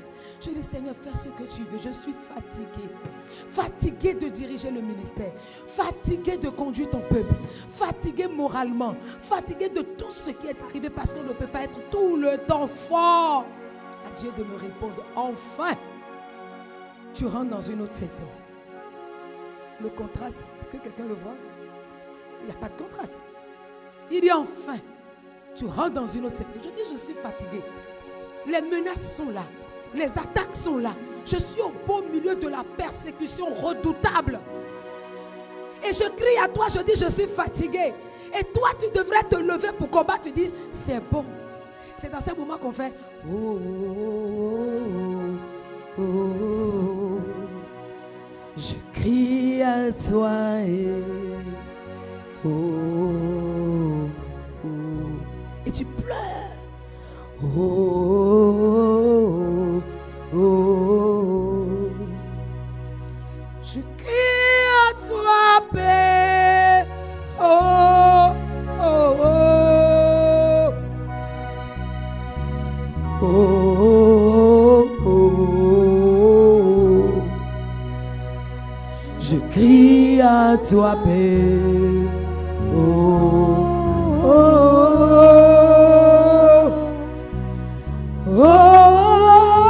oh, oh, oh. Je crie à toi, paix. Oh, ça dit, c'est les moments où, est-ce que quelqu'un a expérimenté ça? Tu pleures, tu roules, tu vois que tu n'as plus de force. Les larmes sont tes prières. Parce que tu appelles Dieu au secours, mais il ne répond pas. Mais il est juste à côté, c'est pas qu'il est loin. Il est là à côté, il est là, là, là, en toi. Mais il ne répond pas. La puissance qu'est le Saint-Esprit est là dans l'atmosphère. Mais la puissance ne s'active pas. Jésus, la victoire sur la mort, il est là dans l'atmosphère. Ça dit, le Père est là dans toutes ses dimensions, Père, Fils, Saint-Esprit. Mais tu n'as pas de réponse. C'est en ces moments, tu entends, on a arrêté ton époux, tu entends, Tu n'as plus d'argent. Tu entends le ministère en train de tomber. Tu entends mes enfants ont un problème. Et tu entends, ça dit les mauvaises nouvelles se succèdent. Après un accident chaotique, je me retrouvais seule. Il y a un de mes fils qui m'avait appelé et dit, maman, je sais que tu es forte. Lui, je l'appelle le colonel de l'armée parce qu'il est le responsable de la BI, de la brigade d'intervention rapide. Il dit, maman, je sais, la générale est forte. J'ai dit, en l'âme, mon fils, ton général est à terre. Là, il s'est inquiété. Il dit, je vais appeler les autres. Il s'est inquiété, il faut compris. Non, notre général, c'est rare. Qu'est-ce qui peut l'ébranler? Pendant que j'étais là, au sol, pleurant chaque jour, des semaines, des mois, tu entends un dimanche, maman, 10 sont partis de l'église. Maman, 15 sont partis de l'église. Maman, tel nous a lâchés. Tu vois l'œuvre que tu as pris le temps de bâtir, commencer à s'écrouler. Pour d'autres personnes, peut-être, c'est un foyer que tu as pris des années pour construire. Tu as espéré, tu as tout donné. Et tu réalises que c'est en train de tomber. C'est une entreprise que tu as pris le temps, toute ta jeunesse, pour commencer. C'est en train de tomber. Les dettes se multiplient. Les problèmes s'accumulent. Et ça devient, ça quitte 5 problèmes pour devenir une colline de problèmes. Puis après une montagne de problèmes. Puis après un mont Kilimandjaro de problèmes. Et ça continue. Mais le Seigneur ne me répond pas. Jésus. Il dit enfin. Je dis, mais de quoi il s'agit? Et le Seigneur dit, c'est quand tu es faible que moi, ma force commence. C'est quand tu es fatigué que je te donnerai enfin du repos. Parce que tu n'avais pas besoin de repos. Il y a des gens qui ont besoin de repos. Et c'est ce que le Seigneur dit. Ton repositionnement à toi qui est mentalement fatigué, émotionnellement fatigué, rejeté, serré, acculé. Tu te poses des questions sur toi-même. Est-ce que je suis réellement? Est-ce que? Peut-être c'est dans ta vie de foi. Peut-être c'est dans ton foyer. Peut-être c'est dans ton entreprise. Peut-être c'est là où, je ne sais pas, dans tes études, tu te poses des questions. Laisse-moi te dire, tu es dans la bonne posture pour que Dieu te repositionne. Oh, je croyais que tu allais dire Amen. C'est ton Amen qui me dérange. C'est-à-dire que je me finis par me rappeler que je ne suis pas à l'église, donc je me retiens un peu. Sinon, si j'étais à l'église, je descends pour toi. C'est ton Amen qui me dérange. Je dis, tu es dans la bonne posture pour que Dieu te délocalise de là où tu es et te repositionne. Hein, tu viens. Le repos, on en a besoin. Si tu ne rentres pas dans le repos de Dieu pour faire les choses, la jeunesse d'aujourd'hui est très habile dans l'agitation. Or, une jeunesse agitée est très vulnérable. Tu dois rester calme. Tu dois rester en repos stratégique et spirituel. Parce que le repositionnement commence quand tu cesses de courir après tout pour entrer dans la volonté parfaite de Dieu. Entre dans le repos. C'est lorsque tu as besoin, c'est-à-dire lorsque tu es fatigué, tu ne peux plus, tu as le dos au mur. Qui je vais aller voir? Mais personne. Des gens qui autrefois t'ont aidé, tu vas les voir, on te dit, je ne peux pas. On te dit, je n'en ai pas. Comme j'ai l'habitude de dire, tu ajoutes même des dizaines, mais tu ne peux pas faire l'opération. Parce que quand on ne peut pas, on ajoute une dizaine, c'est ça. Tu ajoutes une dizaine, 2, 3, 4, je ne sais pas. Mais ça ne marche pas. C'est le moment, arrête de chercher les hommes. Arrête de chercher les solutions chez les hommes. Arrête de regarder la main des hommes. Comme l'a dit mon prédécesseur, le pasteur Brice. Il dit la main des hommes te rend esclave. C'est pourquoi je ne sais pas demander des choses aux gens. Ce n'est pas de l'orgueil. J'ai un Dieu. J'ai un Dieu qui est fidèle. Et si je n'ai pas ce que je veux, soit ce n'est pas bon pour moi, soit ce n'est pas le bon timing. On avance et puis quand ce serait le timing, Dieu envoie ça. Le repos. Le repos, c'est le calme que tu as dans la présence de Dieu. Et ce qui t'accable, tu cours pour aller vers ton Père. Tu vas vers ton Père et tu parles à ton Père dans le secret. Tu parles à Dieu dans le secret. Tu appelles Jésus au secours. C'est ça le repos. Il te donnera le repos de l'âme. Ce n'est pas la mort, bien sûr. Le repos de ton âme, c'est que tu es dans la paix. Si tu n'es pas dans la paix, il y a des choses que tu ne peux pas entendre de Christ, de l'Esprit. C'est impossible. Celui qui n'est pas dans le repos ne peut pas avoir de paix. C'est impossible, ce n'est pas compatible. Celui qui n'est pas dans le repos spirituel, il n'a pas la paix. Le repos en Christ te donne la paix.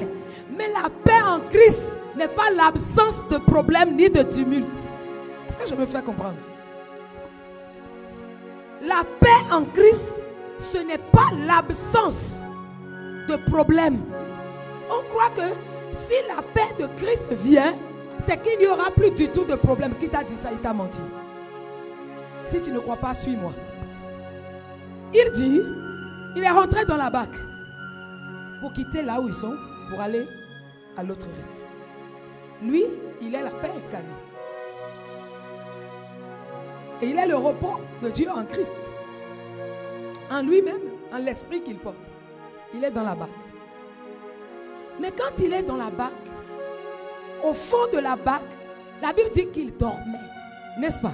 Pour les lecteurs de la Bible. Il dormait. Mais sa présence dans la barque, du prince de paix, de la paix incarnée, n'a pas empêché cette barque de commencer à tanguer.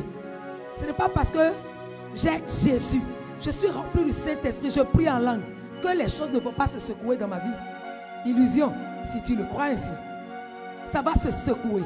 Quand ces secousses commencent, ça veut dire qu'il veut parler. Il veut dire quelque chose. Mais quand lui il est là, sa présence n'a pas empêché ça. Les autres n'ont pas la paix en Christ. Et les autres croyaient que quand tu as Christ en toi et que tu as sa paix qui déborde en toi, c'est l'absence de problème. Qu'est-ce qui va se passer maintenant? Il commençait à s'agiter. Mais lui, il est dedans. Rien ne s'est passé. Il dort. Il dormait. Mais les gens criaient, ils s'agitaient. Ils disaient, pourquoi il ne s'est pas réveillé? C'est-à-dire, je marque une pause et je te raconte une histoire. Je crois que c'était en 2015. On était dans un voyage.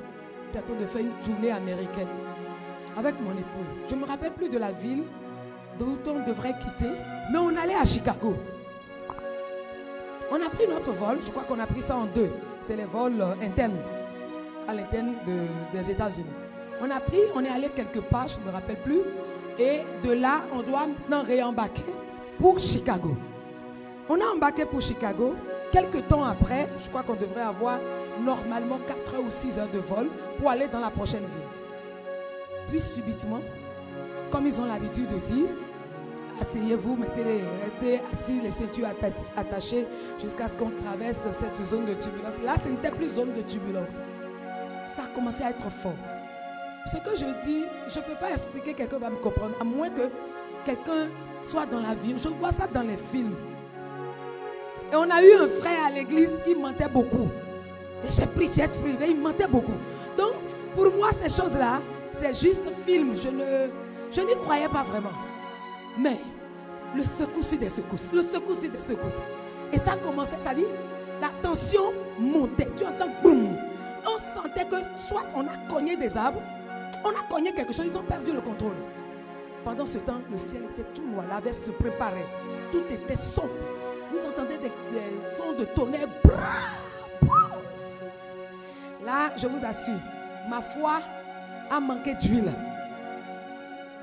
J'étais parmi les 5 vierges qui sont allées chercher de l'huile ce jour-là. Mais heureusement que Dieu m'aime, il n'a pas fermé la porte de la vie. Je prends mon téléphone, j'appelle le Bénin. Parce qu'on avait à l'époque la capacité d'appeler, même jusqu'à aujourd'hui, mais c'est venu aussi en Afrique. Mais ce n'est pas exactement en bon débit. J'ai pris mon téléphone, j'ai appelé le responsable de l'intercession. J'appelle le gars là, il ne décroche pas. Le pasteur là, il ne décroche pas. J'appelle, j'ai 6, il ne décroche pas. Parce que eux, ils étaient aussi en pleine nuit, je crois. Ils ne décrochent pas. Une deuxième personne ne décroche pas. Une troisième personne ne décroche pas. J'ai vu que c'était terminé. Pendant ce temps, mon cher époux, il avait le... Comment vous appelez? Il avait la couverture qu'on donne aux gens là. Monsieur a mis sa couverture sur la tête. Le problème c'est que en avion, je n'aime jamais rester au milieu. Soit à l'hublot ou soit à la fenêtre. Donc, je voyais, je pouvais tirer et voir ce qui se passe dehors. Mais monsieur, lui, il était de l'autre côté. Il a ça sur la tête, il tombait. Des gens vomissaient, les gens criaient. Chacun faisait, c'est-à-dire, personne n'entendait pour personne. Le monsieur, je n'entends que...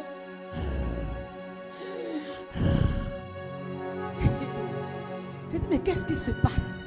Ça bougeait. Mon cœur, à un moment, moi, je me dis, Seigneur, bon, ce qui est sûr, c'est que je vais te retrouver. Non, je ne vais pas vous mentir. Où c'est arrivé? C'est la peur qui m'a dominé, mais ce n'est pas grave. J'étais énervée parce que pour moi, on ne peut pas. Non, rien ne pouvait le... Il était le seul à dormir. Tout le monde. J'ai pris mon coude gauche. Je lui ai donné un coup. Et j'ai dit, toi tu ne peux pas te lever, tu ne vois pas ce qui se passe. Il reste sous la couverture, il me touche, il fait chérie. Calme-toi, calme-toi. Dieu n'a pas dit que je vais aller faire cette tournée pour mourir. Il m'a envoyé pour une mission. Et je dois retourner à Cotonou. J'étais resté comme ça. Je dois retourner à Cotonou. T'inquiète, rien ne va se passer. Prie en langue, prie en langue. Il remet. Je n'ai plus entendu. Mais là, je commence à entendre. Mais il avait ça sur la tête.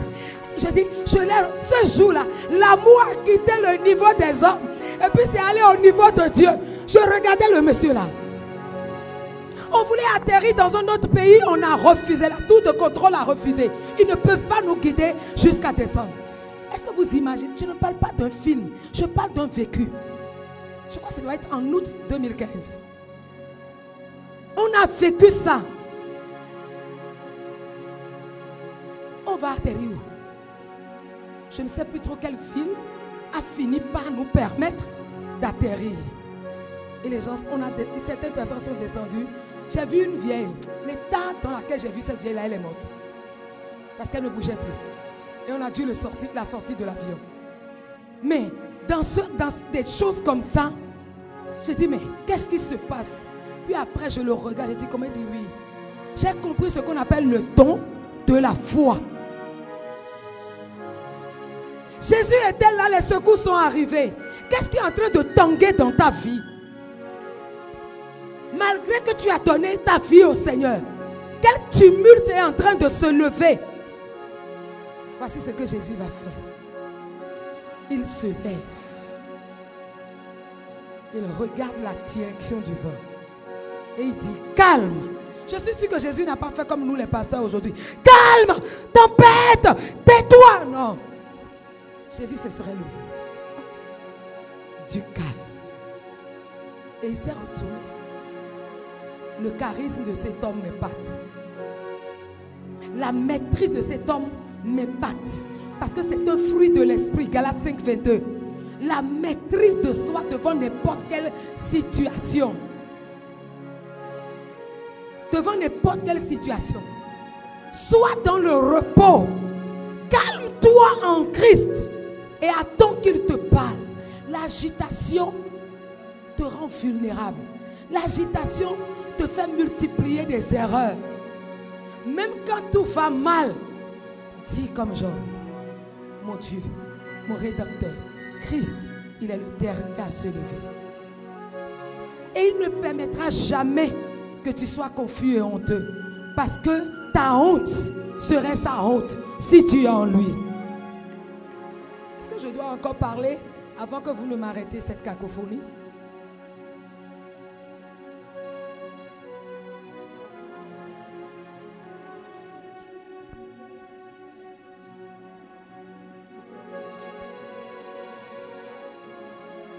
Le repos en Christ.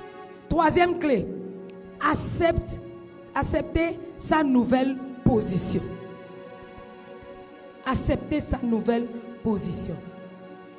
Le verset d'appui pour le repos, c'est Matthieu 11, 28. Venez à moi, vous tous qui êtes fatigués et chargés, et je vous donnerai du repos. Parce qu'il est le maître du repos. Et il est le repos de Dieu. C'est pourquoi on dit le repos de Dieu en Christ. C'est lui le repos. Il va calmer ton âme. Il va t'apaiser. Accepter sa nouvelle position. Le mot position parle de ton rang. Tu vois, il a dit repos, puis position est né. La position parle de ton rang, le rang que tu occupes, un rang d'ascendance. La position parle de ton autorité. La position parle de ta posture. Et tu dois reconnaître qu'en Christ, tu n'es plus en bas. Et tu n'es plus un mendiant pour être à la risée de tout le monde. Les gens qui sont des mendiants, ce n'est pas pour injurier. Qui sont des mendiants, ils sont tout en train de demander. Hein, donne-moi, donne-moi. Ils sont au pied des autres. Non. En Jésus, tu n'es plus un mendiant. Il y a une situation dans mon couple un jour. Dieu a suscité quelqu'un. Je ne vais pas rentrer dans les détails. Pour sortir une somme. Une somme que je ne peux pas déclarer et envoyer. Je ne lui ai pas demandé. Et cette personne dit, allez leur demander pardon d'accepter ce que j'ai amené. Ce que je veux leur donner. Là, nous sommes en train de parler des lions. Ce n'est pas un peu. Ce n'est pas ce qu'il faut pour construire juste une petite maison coquette. Non. C'est beaucoup d'argent. L'argent là même, là, il faut laisser. Nous-mêmes là, on n'a jamais eu bénéfice dans nos affaires qui fait le montant dont je parle. On a gagné de l'argent, hein, et beaucoup, hein, mais on n'a jamais eu sur une affaire comme ça un bénéfice du genre. On a eu des bénéfices qui dépassent le montant, c'est vrai, mais c'est l'ensemble de plusieurs choses. Mais on n'a jamais fait un seul coup en affaires qui a rapporté ça. Mais Dieu a suscité quelqu'un pour amener à cause de la position que nous avons en Christ. Et la personne dit, sur son argent, beaucoup de millions, demandez-leur pardon d'accepter. Et puis on fait, attendez, ce n'est pas de l'orgueil, on va aller parler à Dieu. Si Dieu nous dit de prendre, on va prendre. Si Dieu dit non, c'est non. Parce qu'on ne veut pas être esclave de quelqu'un. On ne veut pas être mendiant de quelqu'un. Dans cette épreuve qui était arrivée à mon couple, dans mon foyer, je ne connaissais personne. Même si, bon, je n'ai pas d'amis. Je n'ai tapé à aucune porte dans le Bénin. Aucune porte pour dire, voilà ce qui est arrivé à mon époux. Personne. J'ai été tapé à la porte du Seigneur. J'ai été parler à mon époux, Jésus, parce que je suis son épouse. Il ne peut pas laisser son épouse, parce que la honte de son épouse, de l'église que je suis, c'est sa honte. Il doit agir. Il y a des manières pour amener le Seigneur à nous répondre. J'ai refusé d'être mendiante, que je ne peux pas mendier. Mais Jésus m'a montré sa fidélité dans cette histoire-là. Éphésiens chapitre 2, verset 6. Dieu nous a ressuscités ensemble et nous a fait asseoir ensemble dans les lieux célestes en Christ. Ensemble avec Christ. Christ est mort, nous étions morts avec lui. Ressuscités, nous sommes ressuscités. Aucune mort naturelle ni spirituelle ne peut avoir le dessus sur moi. C'est impossible. Si j'ai une affaire qui meurt, si j'ai quelque chose qui meurt, c'est que Dieu n'est pas d'accord. Ça là n'est pas passé dans la mort pour ressusciter. C'est destiné à la mort. Sinon, ce qui est destiné à la vie, c'est une marque. Et le sang de Christ Jésus est la marque de gloire, de victoire, de triomphe, de puissance des enfants de Dieu. C'est pourquoi Jean, dans sa dernière révélation, il nous a dit, Apocalypse, ils l'ont vaincu Ce n'est pas par la richesse de leur papa. Ils l'ont vaincu parce qu'ils appartiennent à la grande église du quartier. Non. Ils l'ont vaincu parce qu'ils genouillent, ils prient plus que tout le monde. Non. Ils l'ont vaincu par le sang de l'agneau. De celui qui a donné sa vie. Ils l'ont vaincu par le sang de l'agneau. Tu dois accepter la position que Dieu te donne, le rang que tu occupes. Et quand tu es en Christ, le rang que tu occupes déjà, il faut que ta vie, tout soit synchronisé avec ce que la parole dit. Tu ne peux pas dire que Dieu t'a changé de position, mais tu n'es pas un modèle pour les autres. La jeunesse d'aujourd'hui, j'ai pitié d'elle. On se dit être épouse de Jésus-Christ. On se dit être un élu de Dieu. On se dit être des champions. On se dit avoir de l'influence ou de l'impact.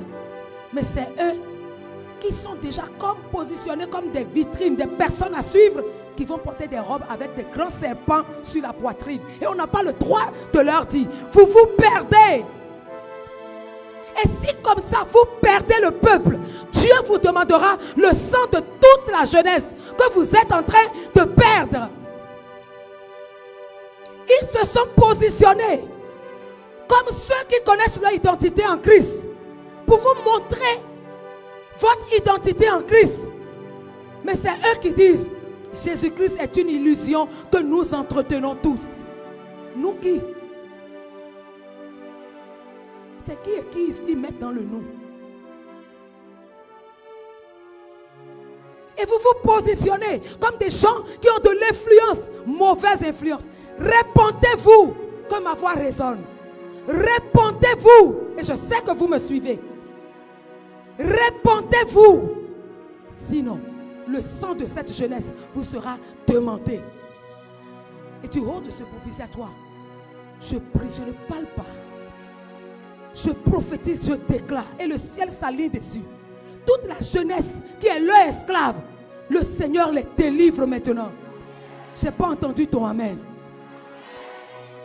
Toute cette jeunesse apprivoisée par de fausses personnes, avec de fausses identités, agitées pour vous conduire à la destruction. Je prie que les chaînes tombent ce matin. Que la mort et la résurrection de Christ réclament vos vies. Que la marque du sang de Christ Jésus ouvre les portes de ces prisons. Et je déclare Ephata. Que ces prisons spirituelles s'ouvrent. Et que vous recevez votre liberté.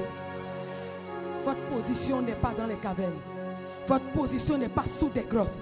Votre position n'est pas là où on vous dit de rester. Votre position, c'est d'être libre. D'aller parler de celui qui vous a délivré. D'aller parler de ce qu'il vous a fait expérimenter. Oui, l'expérience est un témoignage qu'il faut prêcher. Le vécu est un témoignage qu'il faut prêcher. Si tu ne me crois pas, regarde la Samaritaine. C'est elle qui a vécu. Et quand elle est partie chez elle, on doit prêcher le vécu. Elle dit, venez voir cet homme. C'est ça qui est l'authenticité. Parce que c'est vrai. Ce n'est pas fabriqué. À des moments donnés, il faut comprendre que prêcher la mort, la résurrection de Christ, sans donner aux gens des exemples concrets, ça produit de la connaissance. Mais ça n'a pas effet immédiat. Non. Non. Parce que c'est le vécu de Jésus que la Bible relate. Et ceux qui l'ont expérimenté, on attache notre témoignage à ce qu'il a dit, en leur disant, voilà comment nous avons expérimenté ce qu'il a dit. Accepte ta position. Refuse d'être esclave des gens qui te mentent sur les réseaux sociaux. Refuse. Ça, ce n'est pas une vie. Ils se fabriquent des vies. C'est pourquoi ils sont agités. Toi, si Christ est en toi, tu as la maîtrise de toi. Rien ne t'émeut. Parce que tu es. Si on n'est pas, on ne peut pas faire. Tu es en Christ. Quatrième clé. Naître de nouveau pour une destinée nouvelle. naître de nouveau pour une destinée nouvelle. La nouvelle naissance dont on vous parle, tout le monde voit que c'est juste à l'église. Les vojo, les vojo, les vojo, les vojo, c'est une chanson. Mais ça dépasse cela. La nouvelle naissance n'est pas ponctuelle quand tu dis « Je confesse que Jésus est Seigneur. Je l'accepte dans ma vie. Il est mon Seigneur désormais et mon sauveur personnel. » Ce n'est pas la nouvelle naissance. Tu viens de recevoir la clé de la nouvelle naissance. Mais quand tu as une clé, tu ne rentres pas dans la pièce. Tu n'es pas dans la pièce. La clé te permet donc de travailler. Tu la places sur la porte. Tu vas ouvrir la porte de la nouvelle naissance. Quand tu l'ouvres, tu rentres. C'est des pas. Tu ne peux pas dire que tu es né de nouveau parce que tu appartiens à une église. Je suis désolé. C'est là le problème, c'est là l'erreur, jeune chrétien. Et n'accepte pas. Jésus va dire à Nicodème, le vieux, je ne sais pas, mais on va dire un jeune de la trentaine va parler à un vieux papa de peut-être 60, 70 ou 80 ans. Parce que Jésus, à 30 ans, il a fait 3 ans de ministère. Je ne sais pas à quel moment Nicodème est allé le voir. La Bible n'a pas précisé. Il est allé le voir. Est-ce que c'est dans la 30e, 31e, 32e, 33e? Je ne sais pas. Mais toujours est-il que c'est un jeune de la trentaine. Un vieux papa. De nuit. Il ne peut même pas aller le jour parce qu'il a honte. Il sait que si on le voit là-bas, là, il a honte. C'est les docteurs de la loi. Il va de nuit. Mon gars, quand je vois ce que tu fais, c'est clair. Tu as la puissance. Et Dieu est avec toi. Et comment tu fais? Passe-moi le code. Jésus va dire une chose. En vérité, quand Jésus commence à dire, tu lis la Bible. En vérité, dans les évangiles, pardon, arrête-toi. Ne bouge pas, ne sois pas pressé. En vérité, ça fait double vérité. Il a attesté 2 fois. Il veut attester 2 fois. En vérité, si tu ne nais d'eau, tu ne rentreras pas. C'est ça il a dit. Puis il évolue. En vérité, si tu ne nais d'eau et d'esprit, ce n'est pas naître de l'eau qui fait que tu es. C'est fini, tu as confessé.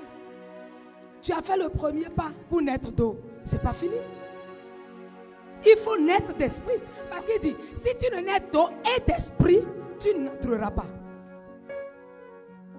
Parce que si tu ne nais d'eau, tu ne feras pas. On n'a pas le temps de le décortiquer. Il a dit en vérité, si tu ne nais pas d'eau, tu ne feras pas le royaume. Et si tu ne nais d'eau et d'esprit, tu n'entreras pas. Donc il y a voir et entrer. C'est là où beaucoup s'arrêtent. Quand tu marches, tu as donné ta vie au Seigneur. Et tu marches jusqu'à ce que tu arrives sur les eaux, c'est-à-dire baptême d'eau. Beaucoup croient que c'est terminé. On a dit baptême d'eau là, mes péchés avant, présent, futur, c'est parti. Vroom, je peux aller faire ce que je veux. Donc Dieu est bête. D'accord. Tu vas voir le royaume. Les délices du royaume. Tu vas les voir. Ça peut être ta portion dans une certaine mesure. Mais tu ne peux pas faire demeure dedans. Parce que quand tu vas y entrer, après tu vas demeurer. La nouvelle naissance, c'est pour te permettre de changer de nature. Si réellement tu es né de nouveau, mon frère, même quand tu vois les gens porter les jeans coupés partout comme les fous là, et que quelqu'un te dit, ah non, toi tu ne portes pas ça, tu n'es pas à la mode, c'est que tu as pitié de lui. Si tu n'as pas pitié de lui et que ça te plaît, et qu'en passant, si ton chemin doit passer devant l'église, tu laisses. Mais si ton chemin passe dans la 10e rue après l'église, tu portes ça. Si c'est la nuit que tu portes ça, écoute, tu n'es pas né de nouveau. Sinon tu as enterré un singe enfant. Aidez-moi. Je ne sais pas ce que ça veut dire. Enterrer un singe enfant. Hein? Mais ce n'est pas moi qui ai dit. C'est le pasteur qui a expliqué. Ah, moi j'ai dit ça en français. En français ça veut dire autre chose. C'est le pasteur qui a expliqué. Quand tu es réellement né de nouveau, c'est un engagement avec Christ. Et tu te détournes de la voie sur laquelle tu étais. La voie de fornication, la voie d'adultère, la voie de mensonge, la voie de malhonnêteté, la voie de destruction, la voie d'adultère, La voie de tricherie sur laquelle tu étais, tu t'en détournes. Mais pas par ta force, par la puissance de l'esprit. C'est pourquoi tu confesses, tu fais le premier pas. L'esprit doit venir te soutenir. Parce que sans l'esprit, cette vie-là, personne ne peut la voir. La vie dont la Bible nous parle, personne ne peut la manifester en tant qu'homme. Ce n'est que l'esprit qui nous rend capables de. C'est pourquoi nous ne sommes pas meilleurs. Nous ne nous croyons pas meilleurs que quelqu'un. Nous ne nous croyons pas plus saints que quelqu'un. Nous ne nous croyons pas être plus enfants de Dieu que quelqu'un. Mais c'est l'esprit qui nous soutient. Et nous faisons attention à ne pas tacher la robe blanche que nous avons portée en esprit. La pureté que nous avons en esprit. Nous prenons garde à ne pas tacher cela. C'est pourquoi nous sélectionnons avec qui nous marchons. Parce que dans Somme 100, je crois, Somme 1, on dit que nous n'avons pas vocation à nous arrêter sur le chemin des méchants, jusqu'à nous asseoir avec eux. Mais ce n'est pas pour ça qu'on va les mépriser. On les respecte. Et si on peut prier pour eux, on prie pour eux. Mais nous devenons un modèle d'impact et de transformation. Nous devenons un modèle d'influence. C'est pourquoi nous avons refusé d'être influenceuses. Nous portons l'influence. C'est deux choses différentes. Nous portons les graines de l'influence. Nous ne sommes pas des influenceuses ou des influenceurs. C'est la graine qui est en nous. Le baobab de l'influence. Par Christ qui vit au-dedans de nous. Le mot né là nous rappelle que le positionnement commence toujours par une renaissance. Est-ce que quelqu'un est prêt à renaître de la vie qu'il avait avant? Je ne vais pas à l'église. Tu es dans les cœurs de tout le monde. Chacun dans sa maison. Oh. Quand ça va chauffer, tu peux. Comme le dirait l'autre. On te peut. On peut te pouvoir. Quand ça va chauffer, est-ce que tu peux? Tu dois renaître. La communauté t'aide à garder ton feu. La communauté t'aide à cultiver le feu. Aller à l'église, ce n'est pas pour le pasteur. Il y a le feu d'un frère ou le feu des frères et des sœurs qui va t'aider à garder ton feu. On va te rappeler ce que la parole dit. D'autres personnes qui ont eu d'autres grâces partageront cette grâce avec toi. Non, je reste dans ma maison, on n'en a pas besoin. Wow! Les gens qui aiment l'église virtuelle, méfiez-vous. L'église virtuelle, il nous dirige aujourd'hui. Il y a des choses que tu ne peux même pas dire. À cause de ça, tu es obligé d'éteindre. Le monde ne peut pas entendre. C'est le petit noyau qui est devant toi. Il nous dirige. Bientôt, ils vont dire que nous autres là, comme ils nous appellent, les ribababa, les 1000 fois saints, bientôt, ils vont nous refuser de faire des directs de célébration en ligne. Moi, je suis déjà préparé à la chose. Ah oui. Bientôt, ils vont nous refuser ça. C'est pour eux, ce n'est pas pour nous. Nous n'avons pas créé non plus pour nous. Mais quand ces temps-là vont arriver, que feras-tu? Comment tu pourras t'en sortir si tu n'as pas de feu, si tu n'es pas en Christ, si tu n'as pas la parole en toi pour savoir qu'est-ce que tu vas faire? Le monde aujourd'hui, plus que jamais, cherche la solution dehors. Qui va m'aider à prier? Qui va m'aider à faire ça? Et c'est normalement le temps des enfants de Dieu où nous devons commencer à briller.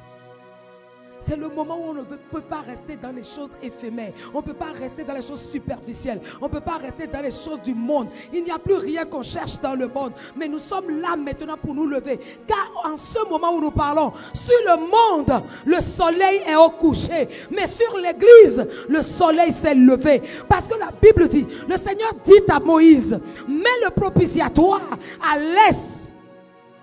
Tout le soleil se lève. Le soleil se lève, c'est une révélation spirituelle. Le soleil se lève au-dessus des enfants de Dieu. Mais lorsque le soleil se couche sur le monde, à l'ouest, en cette position, le soleil regarde directement. Je parle d'abord physiquement pour vous expliquer spirituellement. Dans le temple. Si vous regardez tous nos temples, nous sommes toujours en contre-jour à partir de midi. Nous sommes en contre-jour. Parce que le soleil se positionne pile poil à la porte d'entrée. L'heure a commencé pour que le soleil aille se coucher. C'est-à-dire le soleil se couche sur le monde. Lorsque les gens du monde sont dans l'obscurité, Ésaïe 60, c'est en ce moment que la gloire de Dieu se lève sur les enfants de Dieu. La gloire de Dieu nous sert de lumière et nous devons nous lever pour aller à sa rencontre. Les enfants de Dieu, jeunes chrétiens, nous sommes la relève de demain. Les pères sont en train d'être fatigués. Les pères sont en train de s'asseoir. Les pères sont en train de finir. Comme dans Hébreux 11, il y a des choses que les pères saluent de loin. Ils ne peuvent plus faire, mais qu'ils le veuillent ou non, cette jeune génération, le Seigneur lève une armée de jeunes. Je dis, le Seigneur lève une armée de jeunes. Une armée de jeunes qui changent. Une armée de jeunes qui ont la foi, qui ont la crainte de Dieu. Une armée de jeunes qui marchent avec le Seigneur. Une armée de jeunes qui n'a peur de rien. Et ça changera. Ce que les aînés n'ont pas pu changer, cette jeunesse-là changera. Et je la verrai de mon vivant. Je la verrai. C'est pourquoi j'accepte de payer tous les prix pour cela. Et je dis, le diable ne va pas m'arrêter. Quand on parle de renaissance, quand un moteur ne marche pas et qu'on essaye d'acheter un nouveau moteur ou qu'on répare le moteur, c'est le feu qu'il y a dedans. La marque du moteur. Je dis, cette jeunesse n'aura pas un moteur spirituel à essence. Non, non, non, non. Un moteur diesel, 6 cylindres. C'est-à-dire un moteur turbo qui va prendre feu, qui ne s'arrêtera pas de sitôt. Mais si ça te plaît, c'est qu'en ce moment, Dieu s'occupe de certains de tes défis pour te donner la liberté d'aller loin, la liberté d'oser, la liberté de rêver, la liberté de croire, la liberté de transformer, la liberté de communiquer, la liberté de s'exprimer. Et je le vois venir à travers toi. Pour sortir des échecs du passé, il faut renaître à une vision neuve, à un langage nouveau. La jeunesse doit changer de langage. La jeunesse qui accepte la position que Dieu lui a donnée doit changer de langage. Il n'y a plus de on ne peut pas. Il n'y a plus de je ne suis pas. Il n'y a plus de non, on n'a plus personne. Le langage doit changer. Je sais que feu nouveau est arrivé. La Bible dit qu'à Pentecôte, tout à coup, le ciel se connecte à la terre. Les portes du ciel s'ouvrent. Une puissance descend. Le feu dont les moteurs turbo là ont besoin. Je dis que cette génération qui est dans cette salle depuis 5 jours, vous étiez en connexion avec le ciel.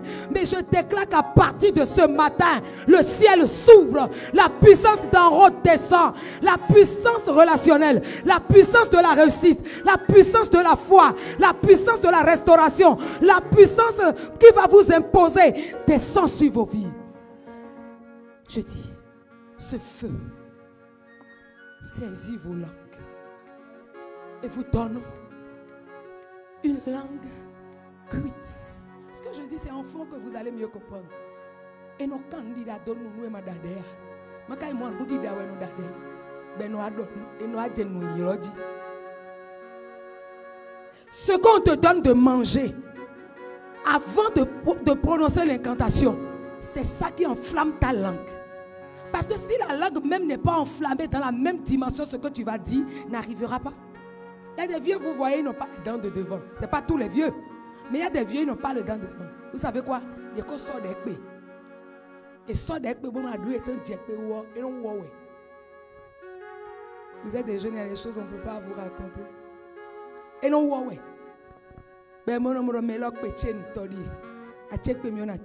C'est pourquoi j'appelle la parole de Dieu des incantations chaudes.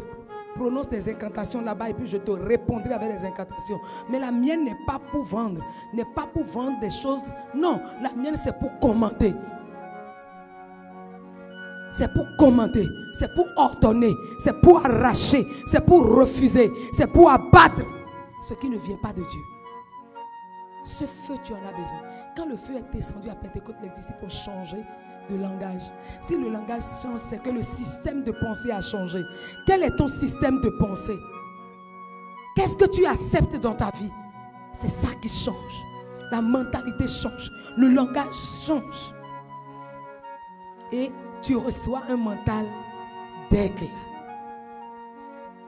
Un esprit supérieur, comme Daniel. Je dis la jeunesse de David, la jeunesse de Daniel, la jeunesse de Jésus. C'est ce qui arrive en ce moment.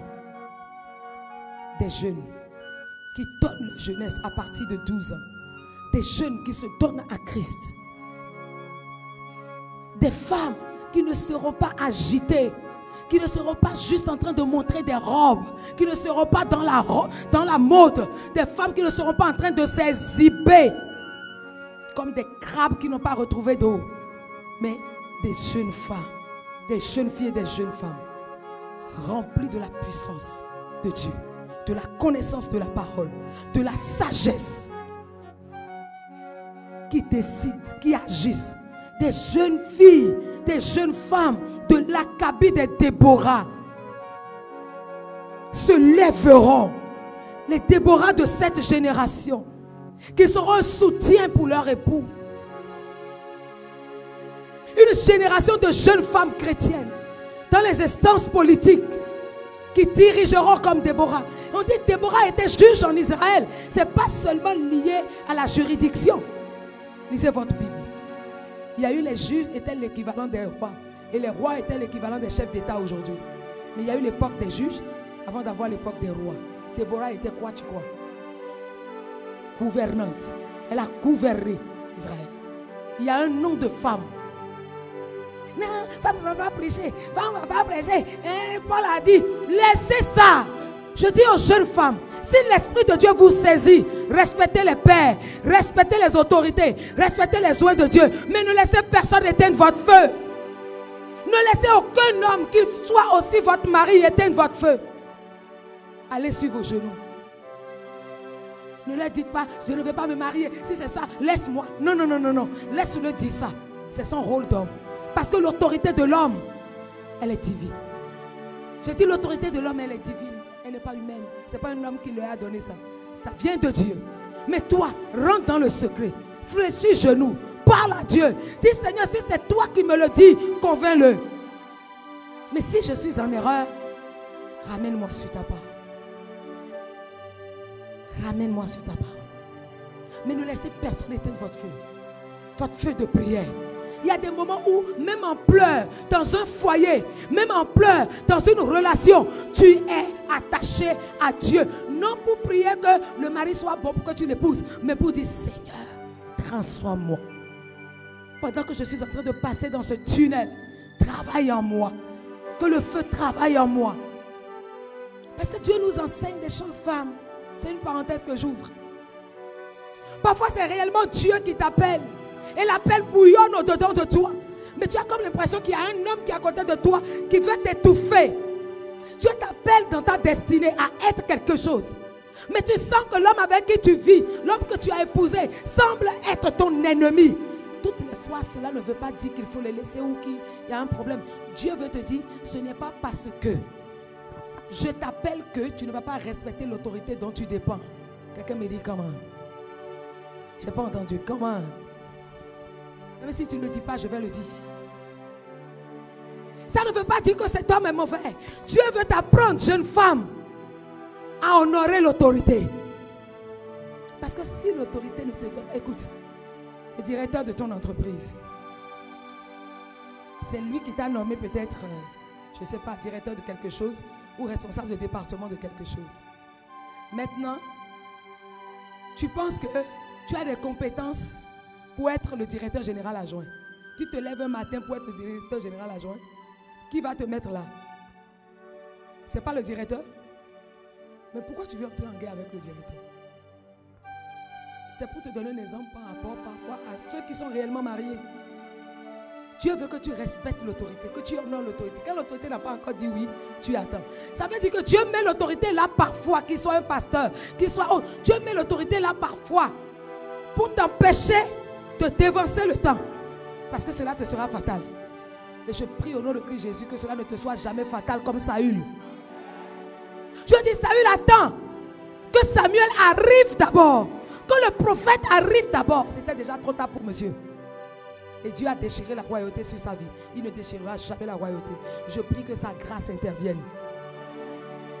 Que le sacrifice de Jésus plaide toujours en ta faveur. Il y a une raison. Mais pendant ce temps, qu'il dit non et que toi tu sens que tu dois faire, commence à prier pour les autres. Commence à rendre ministère. Parce que quand Dieu commence à nous dire attends, on ne sait pas ce qu'on doit faire dans le temps de l'attente. L'attente de Dieu, ce n'est pas de rester là humer l'air. Il y a d'autres choses à faire en attendant que le temps vienne. Il y a autre chose à faire en attendant.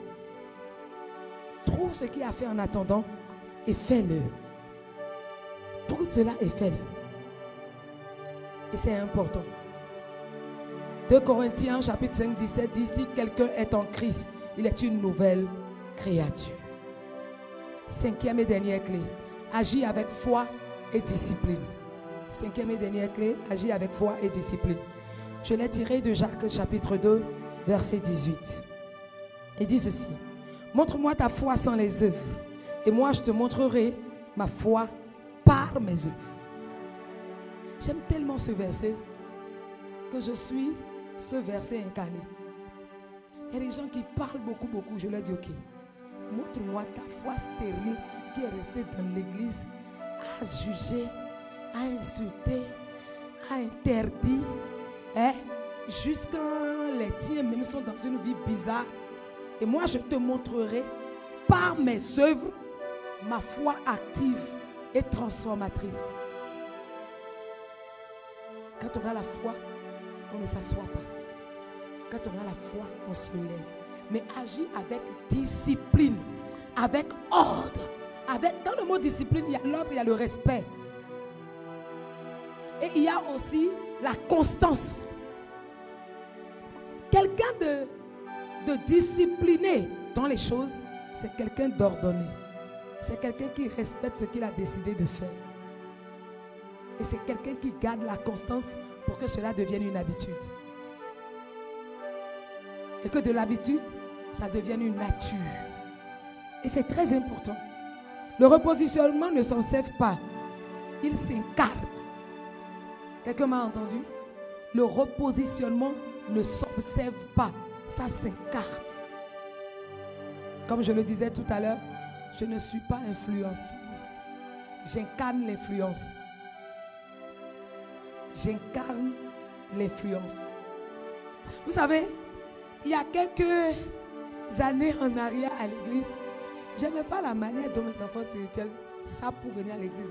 Ça m'énerve. Est-ce que je vous ai jamais dit à une seule personne d'entre vous, garçons comme femmes, ton habit là, c'est pas bon, ne porte pas ça. Je sais comment je m'habille. Et en m'habillant, tout le monde s'habille comme moi. Je suis d'accord. J'ai fini de régler le problème. J'incarne ce que je dis. À un moment, au Bénin, je vois les pasteurs. C'est le pasteur qui est en veste. Et c'est sa femme qui est en bomba derrière elle. Et ils sont sur moto. Et puis ils envoient le truc. Si vous n'assumez pas vos responsabilités comme il faut, ce n'est pas d'aller faire comme on veut. C'est d'imposer de ma part. Jusqu'à ce que je donne le top au retour. Sinon, la clé qui a ouvert va fermer. Et ça va être très mauvais. Parenthèse fermée. C'est le pasteur qui est en veste. Avec cravate. Et c'est sa femme qui est en bomba derrière. Ou bien on voyait ça avant, on passe ça. Et sur la moto, la cravate est derrière. Ou bien, c'est le pasteur qui est peut-être en veste correcte. Mais c'est maman qui est en modèle chupagne. On est où là? Ok. Ou bien, on porte son enco, même tissu. Comme s'il y a dessert. J'étais choquée par ça. Ça me fait mal que mon époux ne soit pas là. S'il était là, une petite couleur jaune doré, ça a déjà fait l'affaire. Ou un tout blanc, ça a déjà fait l'affaire. Ça y est, tu fais, puis c'est sobre, les gens regardent, ouais, harmonie. Harmonie. Lui, il n'est pas dans les affaires comme ça, hein, c'est moi, je cours. les habits. J'achète le tissu, je couds les habits. Et pour sortir, c'est moi, je pose. J'ai fini de me laver. Et quand il veut me taquiner, il dit, maman, j'ai fini de me laver. Je porte quoi?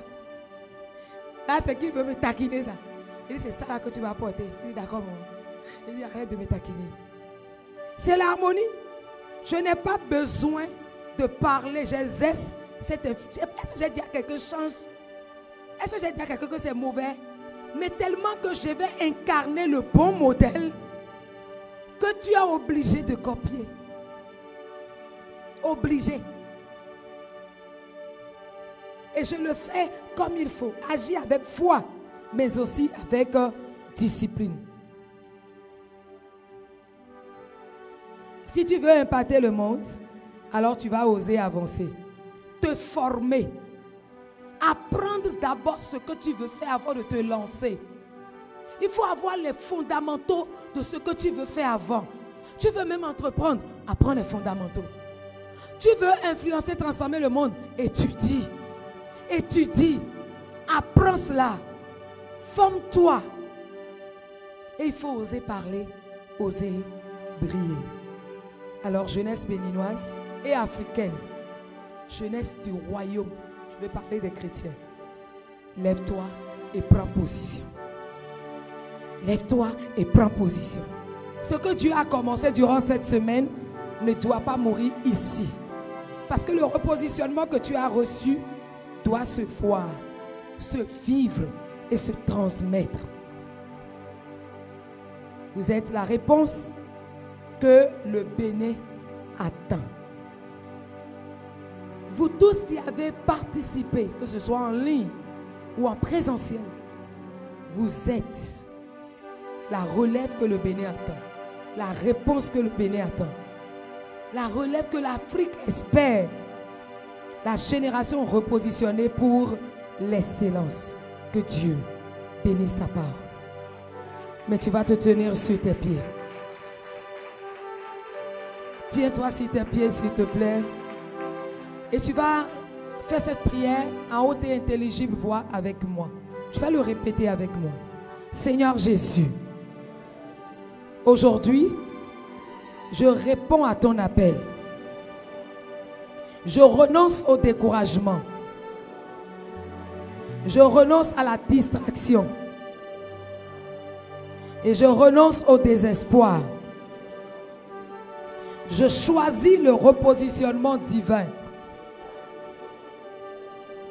Seigneur, donne-moi de naître à nouveau dans la foi, d'entrer dans ton repos et d'occuper la position que tu m'as destinée. Que ma vie soit un témoignage vivant de ta puissance. Repositionne-moi pour ta gloire et fais de moi un modèle d'excellence, un modèle de foi et un modèle de transformation au nom de Christ Jésus. Je déclare et je prophétise que je suis repositionné pour régner. Je déclare et je prophétise que je suis né pour influencer et impacter. Je déclare et je prophétise que mon passé ne définit plus mon futur. Je déclare et je prophétise que mes pleurs ne définissent plus mon bonheur. Je déclare et je prophétise que je suis une lumière dans ma génération. Je prophétise et je déclare que je prends aujourd'hui ma place dans les plans de Dieu.